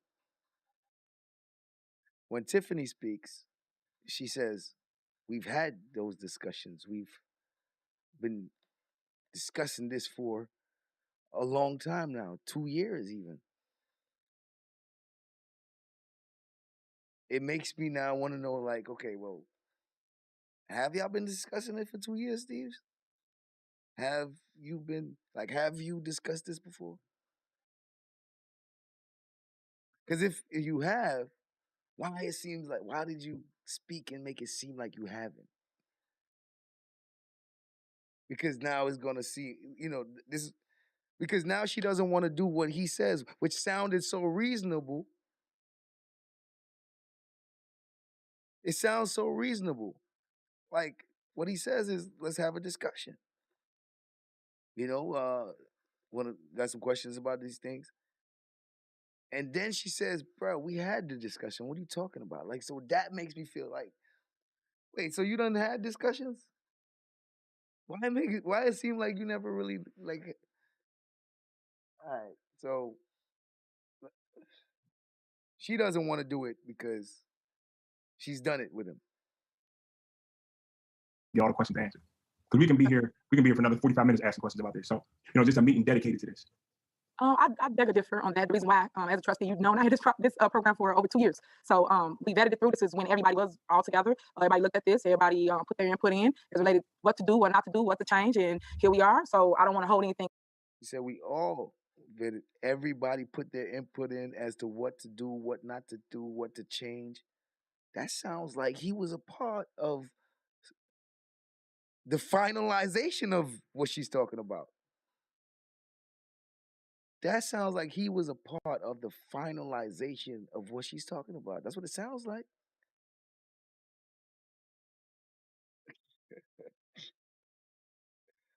I beg to differ on that. The reason why, as a trustee, you've known I had this program for over 2 years. So we vetted it through. This is when everybody was all together. Everybody looked at this. Everybody put their input in as related what to do, what not to do, what to change, and here we are. So I don't want to hold anything up as relates to process, to starting everything. So we started. You still can talk to the attorney. You can have whatever you want if you feel something we're missing, because they will be the ones that draw up contracts, put things as it relates in legal format for us. This is just a structure as it relates to how do you get a property here in the village of Dolton. That's what this is. This structure. The legal part of it will come from the attorneys. So, like, say for instance, you don't abide by rules. Well, what would it say to take a property back? So all of that would be attorney ranks. Any other questions, trustees? I did have one, and maybe if you could elaborate a little bit on that last point in terms of the documentation when Attorney Raines is going to be drawing it up. Like, when will that documentation be available for review and make? So I think that may be going to Trustee Steve's point as well. Just making sure that it outlines maybe what the lottery process is. I know you verbally mentioned it, but even for the potential buyers, what documents will they be signing and all of that kind of thing. So I think it's a great program. I thought so years ago, and I think so today. But I think that Attorney Raines, I see you came up high. So I swear, these specific trustees love to say what the other trustee is trying to say, meant to say, is gonna say. And that always puzzles me about them. Like, bro, just speak for you. Because it makes it seem like conspiracy. You know what I'm saying? I'm not gonna speculate, but I'm just saying it opens the door for people to speculate, because you guys keep saying what the other ones, well, to what he was trying to say, and chill, just speak your point. Your point. if we get an idea on when that documentation will be available as well. So she can start drawing this up now. It's not an issue. It's just a matter of direction from the board on what you guys want, to input, and how you want to see things moving forward. So that's why it's on discussion, so that everybody can discuss and add or take away. You say we have discussion right now, but I mean, I still think we need public residents' input on this. So even if we had a discussion, there may be something that somebody outside, a resident knows outside, that may can give us some input. So even if we had a meeting, just to get down to the skeleton of it and move forward with it, so because there may be some things I want to add. Somebody may say have another question, but if we have one meeting just on this, it will probably be. I'm sure it will work out great. Okay. All right. Steve's got a point now. Steve wants. Let's involve the residents. All right, Steve. Can't argue with that. So because there may be some things I want to add. Somebody may say have another question, but if we have one meeting just on this, it will probably be. I'm sure it will work out great. Okay. So as you know, people have been giving their input for the last 2 years to me as it relates to housing programs. You have 2 weeks. 2 weeks to give input or add or change before we get to an actual voting meeting. So if somebody want to add something, say something, change something, they can. You got 2 weeks before we actually put it up for an actual vote. Right now, this is just a consent to move forward to structure the plan. We got to have a plan. So this is the structure for the base. And then the legal part of it, like I just stated, will come from attorney. Because you saying everything else but about the block by block housing program. So does that mean you are okay with this structure here? And you just really concerned about the legal part of it? Or what? I'm just trying to make sure I got clarity. I'm okay with the block by block program, but like you said, this is what we've been working on 2 years ago. But I remember when it was it came up before, but the question was a lot of missing gaps and stuff like that. All I'm saying is I'm okay with it. I'm okay with moving forward. But I said before it gets to a voting meeting, maybe if that's what I said, if we had a housing committee, that would we could discuss it, everything there and lay everything out. Maybe it'd take an hour, 2 hours, and really make it as transparent as possible, and then move forward with it. Even if Mayor, you had one for yourself and said we're gonna have a meeting on the block by block, so we can explain it. Some people may want to come join in and watch. If we just had a meeting strictly on that, just to make sure that we got all our I's crossed and our I's dotted and T's crossed. So that's only my suggestion I have, but it's up to the board. Okay. Anybody else? Yeah, ma'am, I'll be recognized. So just in regards to what the other trustees are saying, I agree. I'm interested in moving forward with your program. I would like to know, like the attorney is going to deal with the legal ramifications. However, I'm just wondering as a board, and in general, will we be able to have a meeting with the residents so that maybe we can get input in regards to anything that, like you stated, we may have missed, or just to come up with a consensus on how this program will work in our village and how it could benefit the residents? So I just, if that's possible in terms of me just being transparent and letting the residents give their input, because I did, and I think I explained this to you. I did have a resident, as a realtor, I was just showing them a property and they mentioned your program and they had a few questions and they were interested in the program. They thought it was a good program. But a few of their suggestions, I was like, oh, okay, I can run that past you. So just in regards to getting their input, I'm okay with moving forward, but I am interested in knowing that we can have something where the residents, we can get their input, or you can host it and just let the residents get more information, or we can answer their questions so that the entire village know how we're going to proceed with the program in more details. Okay, so I don't have a problem with getting input from anybody. I just don't want anything to get held up because of a few people or whoever is not like engaged with what we do here at the village. Half the time, people get this information through word of mouth. So then somebody hear about it, and everybody come running to the village. Oh, what about this program? And then we have to be able to explain to them what it is. So what I'm willing to do for the board, since everybody keeps saying have a meeting, I'll have a meeting tomorrow. Because that's how passionate I am about this program. Tomorrow, via Zoom. So whoever's watching this, and y'all can ask a million one questions about block by block. Attorney Raines, are you available for Zoom? I have to see what time it's going to set up, and if the board is going to talk. If the board will be participating, we'll have to do a proper notice. So that'll be the other thing. I'm gonna do a town hall meeting, so that they can ask their questions about block by block. So y'all let me know how y'all feel about that, and then I can announce it later if that's what the board wants to do. But block by block been forever, ever. We've been sitting on it. I guess I'll still oppose the board, and y'all tell me what y'all see is best.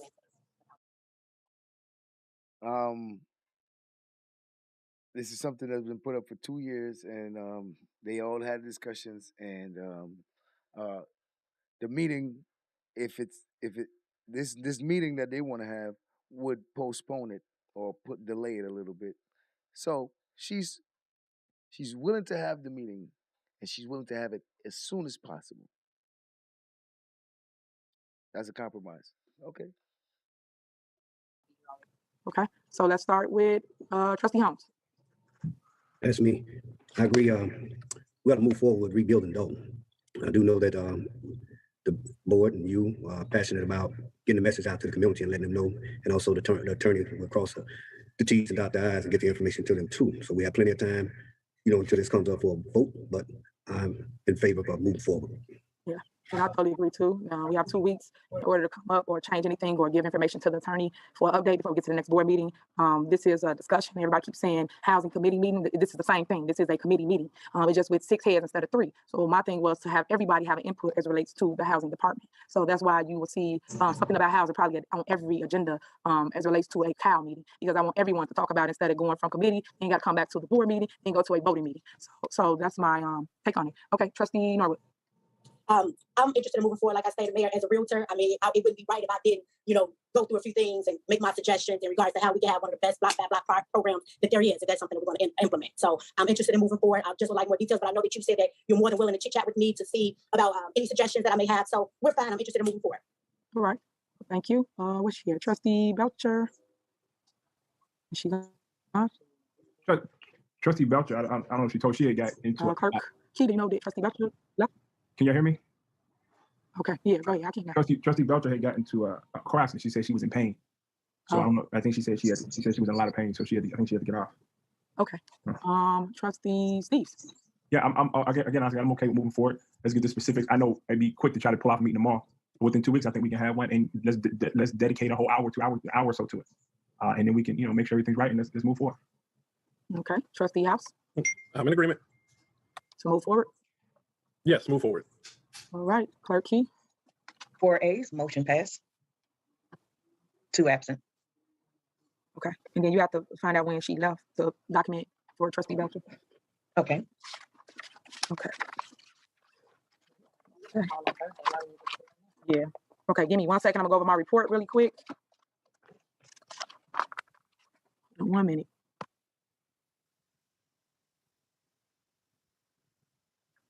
Let's skip through this. So I appreciate that. So thank you so much. Payment Center is doing really great. Last but not least, we have Mayor's report. The Payment Center. I want to announce the Payment Center is doing really great. I want to give kudos to our new department head, William Moore. Thank you so much for coming and put a facelift to that. I've been getting nothing but accolades for the customer service that you guys are demonstrating over there. So I appreciate that to the fullest. The Payment Center is now open until 7 p.m. on Mondays. Again, every Monday, the Payment Center is open until 7 p.m. for those that get off at 5 p.m. and want to come and pay their water bills. I don't know if anybody know, but I did extend the vehicle stickers sales through July 9th. to help residents because it was due by the 30th. So a lot of residents was really happy about that they didn't have to pay double $40 for village stickers. But know that now, as of today, village stickers has double. So if you go get a village sticker, you will pay $80. Conwell Edison Light Up Dalton. The Conwell Edison Light Up Dalton program is now scheduled to start in August. LED lights will be installed for all street lights. This should make your block and your area much brighter. So please let me know if it did help any, especially on them dark blocks.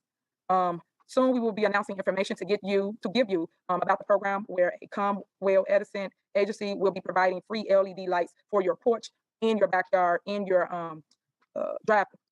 Information will be coming soon for that program. I am hosting, along with the Board of Trustees, a mandatory landlord meeting this Thursday, July 22nd, 2021 at 6 p.m. It will be in the Village Hall parking lot. We will be providing landlords with important information and answers. So landlords, if you have any questions, concerns, that will be your time to address myself, the Board of Trustees, or any department head. We will have code enforcement, housing, water department, and public works will all be in attendance to help you with anything as it relates to a house issue. I am then hosting, along with the Board of Trustees, a mandatory tenants meeting the following Thursday, July 29th, 2021 at 6 p.m. It will also be in the Village Hall parking lot, and we will be providing tenants with important information and answers as well. So again, tenants come with your important questions or concerns on July 29th at 6 p.m. As it relates to my transition information, I hosted my first virtual transition town hall meeting on Wednesday, June 30th at 7 p.m. Thank you all for all your valuable input. I appreciate that. My 90-day plan is now on the website, so please log into vodalton.org. Again, that's vodalton.org to view the plan. The deadline for people to sign up for the Residents and Youth Advisory Committee was last Friday, July 16th, 2021. I am extending the deadline to this Friday, July 23rd, 2021. You can get the application on the website. The link is on the pop-up as well. So again, guys, I'm extending it just to hear from the residents to see who wants to sit on that board. So if you are interested, please fill out the application. This Friday will be the final deadline. COVID. As a trustee, I've always gave numbers as it relates to COVID, and COVID is still a threat to our health, especially the Delta variant. What is that? Variant. Especially the Delta variant. I am asking everyone to follow the CDC and the state of Illinois and wear your mask when required. Get vaccinated and get tested if you feel sick. Remember, if you feel sick, do not go around people. Please make sure that you get tested and protect your loved ones at all costs. Vaccinations at the tenant meeting. Only 29% of our residents are fully vaccinated, compared to 54% of Cook County. I provided a vaccination van at the fireworks display on July 2nd, and I will be providing a vaccination van at the tenants meeting next Thursday. The van will be arriving early at about 4 p.m. So even if you are not a tenant, please come by and get vaccinated. Again, if you guys want to get vaccinated, come by next Thursday at 4 p.m. to get vaccinated. Something that I am proud to announce with the help of Commissioner Donna Miller, she recommended to me the door-to-door mobile vaccination service. We have been in contact with them, and they have agreed to provide this service to Dolton. Starting Monday, July 26th or sooner after, there will be a link on the website for you to schedule an in-home person appointment to get vaccinated. This service will come to you. How cool is that? It comes to you. So you don't have to leave your house. You can just schedule it and get vaccinated. As long as you are within the age guidelines for CDC, you can schedule an appointment. Parents, you must schedule it for your 12-year-old to your 17-year-old children. So they can't schedule it themselves. You have to schedule it for your kid if they're 12, between the ages of 12 and 17. Whether you have insurance or not, they will come to you. This is very important and very convenient for you, the residents. I have asked them to make appointments available from 7 a.m. to 7 p.m. to accommodate those residents that have a long work commute. So if you're coming from the city and you're coming here, they have the Pfizer and what's the other one? Not the Johnson Johnson. Moderna. Because I am totally against Johnson & Johnson, but if you want to take that, you can. But them the two vaccinations that will be here. They also will be back to your home for the second shot. This is a good way to keep your privacy by them coming to you. Maintenance. Roof replacements on village properties are underway. The roofs are complete for Village Hall in the Pavement Center, and Fire Station 2 was 99% completed today.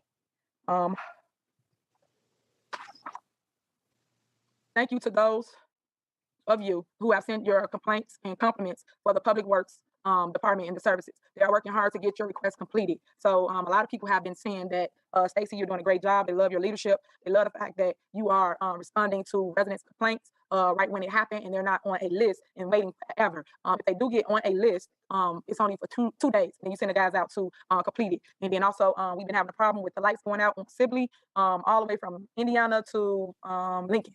So Stacey have always gotten up and came and turned the lights back on. Right now, we're trying to figure out what's the issue so we can fix it. Police Department. Chief Collins and the police department will be hosting a national night out on Tuesday, August 3rd from 6 p.m. to 9 p.m. at 149th and Greenwood at the Melody Fitness Center. The national night is a way for the community and the police department to come together to bring back a true sense of community. It belongs to community and law enforcement together under positive circumstances. American Rescue Funds. The American Rescue Act money has not been received from the state of Illinois. We are to receive $1.4 million. I want to provide grants to some of the small businesses and residents that was hurt due to COVID. It's our understanding that the state has not applied for the money. We need to all urge the governor to apply for the money so that the money can be distributed to all the municipalities and surrounding suburbs and cities. We're supposed to get the 1.4 this year, and we're supposed to get it in May. Now it's June, then it's July. So I'm assuming, I hope we have it by August so that we can give monies to the business district, which I want to give grants up to $5,000. Then I wanted to do something for all the homeowners in town as relates to winter. So windows and a new roof. So things of that nature is what I'm trying to plan for the money, along with the board of trustees. Events. The Dolton fireworks was successful. A good time was had by all. A special thanks to the Dolton Park District, the Elementary School, District 148, Thorn Township, and Thornton High School, School District 205, and of course Thorn Ridge. It all was much needed, and it has been over a decade since we had fireworks in Dolton. So I'm so happy for that. I want to announce that I do have a free intern that's within the mayor's office. The intern name is Tommy Jaw. I'm hoping I'm saying it right. Mr. Jaw is a senior from Boston University. I am also working on attorneys from local schools to bring on board as well. Perry State has reached out to us concerning interns, so don't be alarmed, residents. If you see a handful of interns about Dolton City Hall, they all are coming in. They are political science majors, or they're people that's in politics major. So I want you to always welcome the kids and give them a way to learn by coming in and volunteering to get the free knowledge. Tommy, are you available? I'm gonna let him come on and say hi to you guys. Okay. Good evening, everyone. I'm Tommy from Dawson, and I'm the new intern for the mayor's office. And this is my first day working here, and it has been a great experience. Thank you. Okay, 1 second. I'll be right back.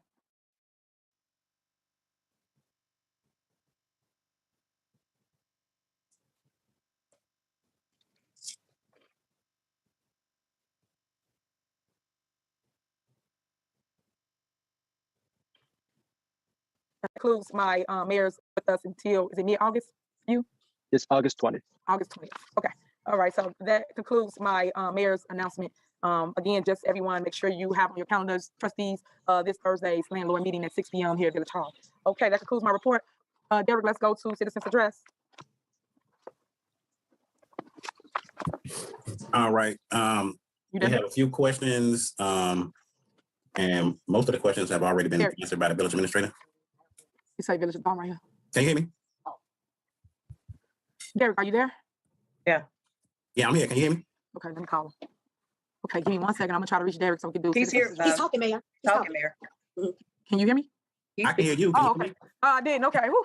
Okay. I'm like, no. Okay. Now I can.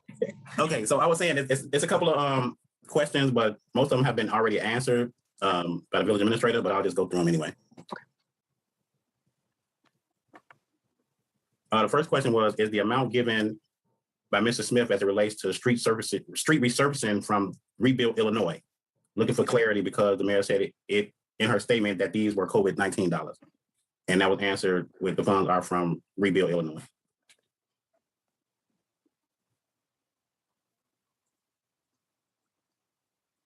Next question was, will there be a fee charge to the village for storing the dumping on a property at Pekersky? And the answer to that was no charge for that.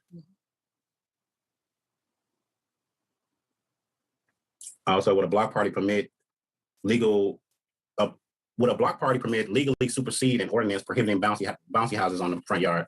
And that would answer with yes. Next question is, why are officers coming onto my private property and my driveway and ticketing my vehicle for expired license plates? It's a vehicle I have not driven in 2 years. It's on my private property. That was answered also in the chat, and according to an ordinance, vehicles on public or private property can be ticketed by Dolton. When will the tree branches that have grown over the sidewalk between Sibley Boulevard and 152nd, the wooded area, the branches are hitting the walkway, the walking pedestrians or bike riders in the face? That's the answer to that one.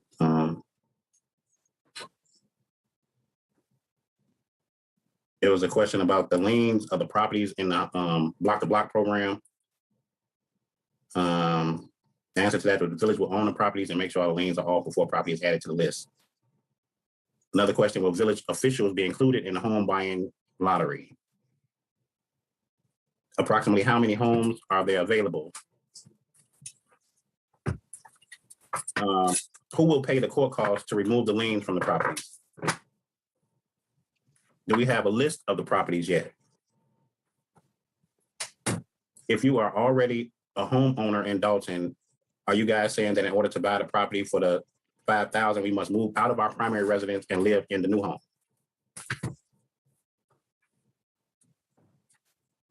If you have family that can do the repairs, are you able to use your family to repair the house, or do you have to use Dolton contractors?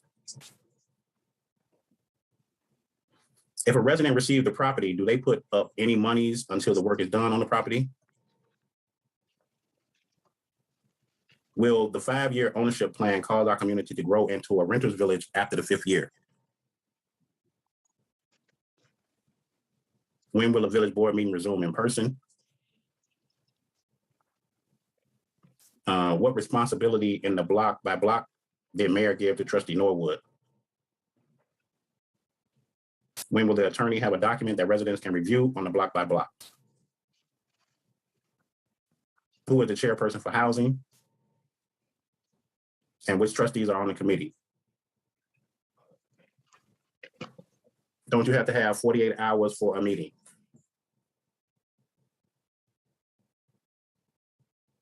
We only have 2 lights on our block. How do you request that your block receive more light poles? What legal authority does the village of Dolton have in making a meeting mandatory for landlords and tenants, respectively? Will the residents and the landlords for the block to block have to obtain insurance on the property that they receive?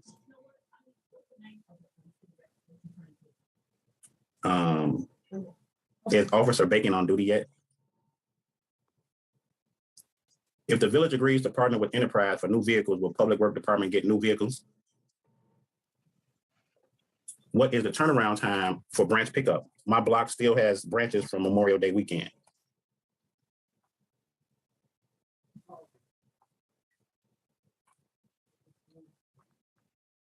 When will, well, it's a comment, please restore citizen address to its former state.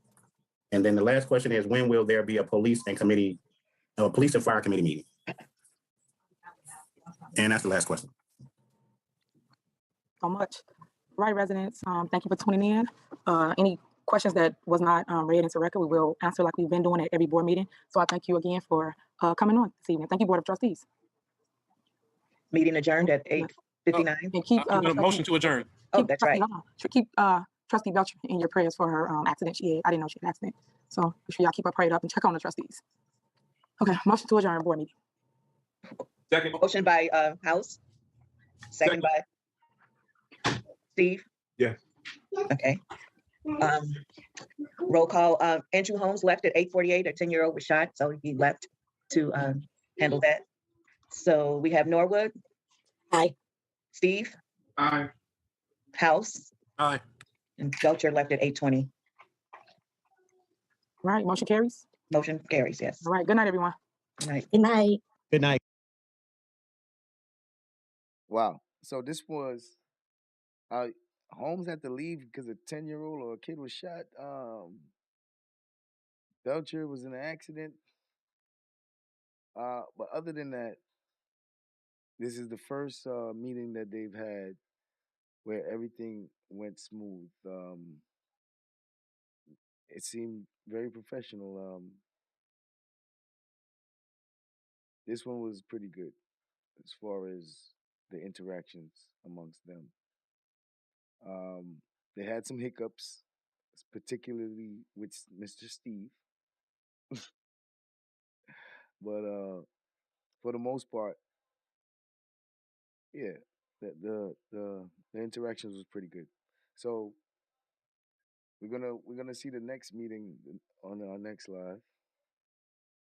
Keeping in chronological order as we catch up to the present, starting from the past.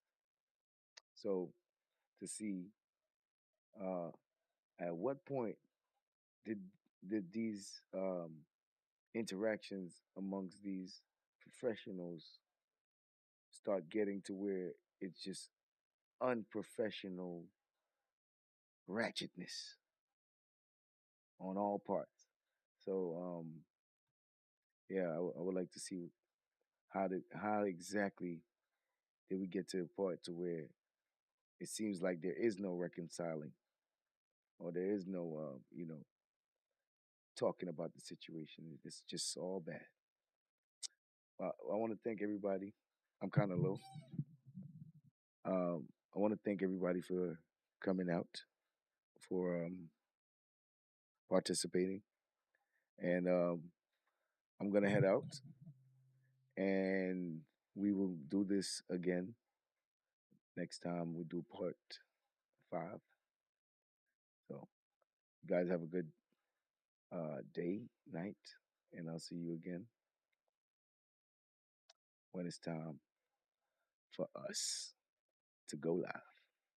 Have a good night, everybody. Thank you.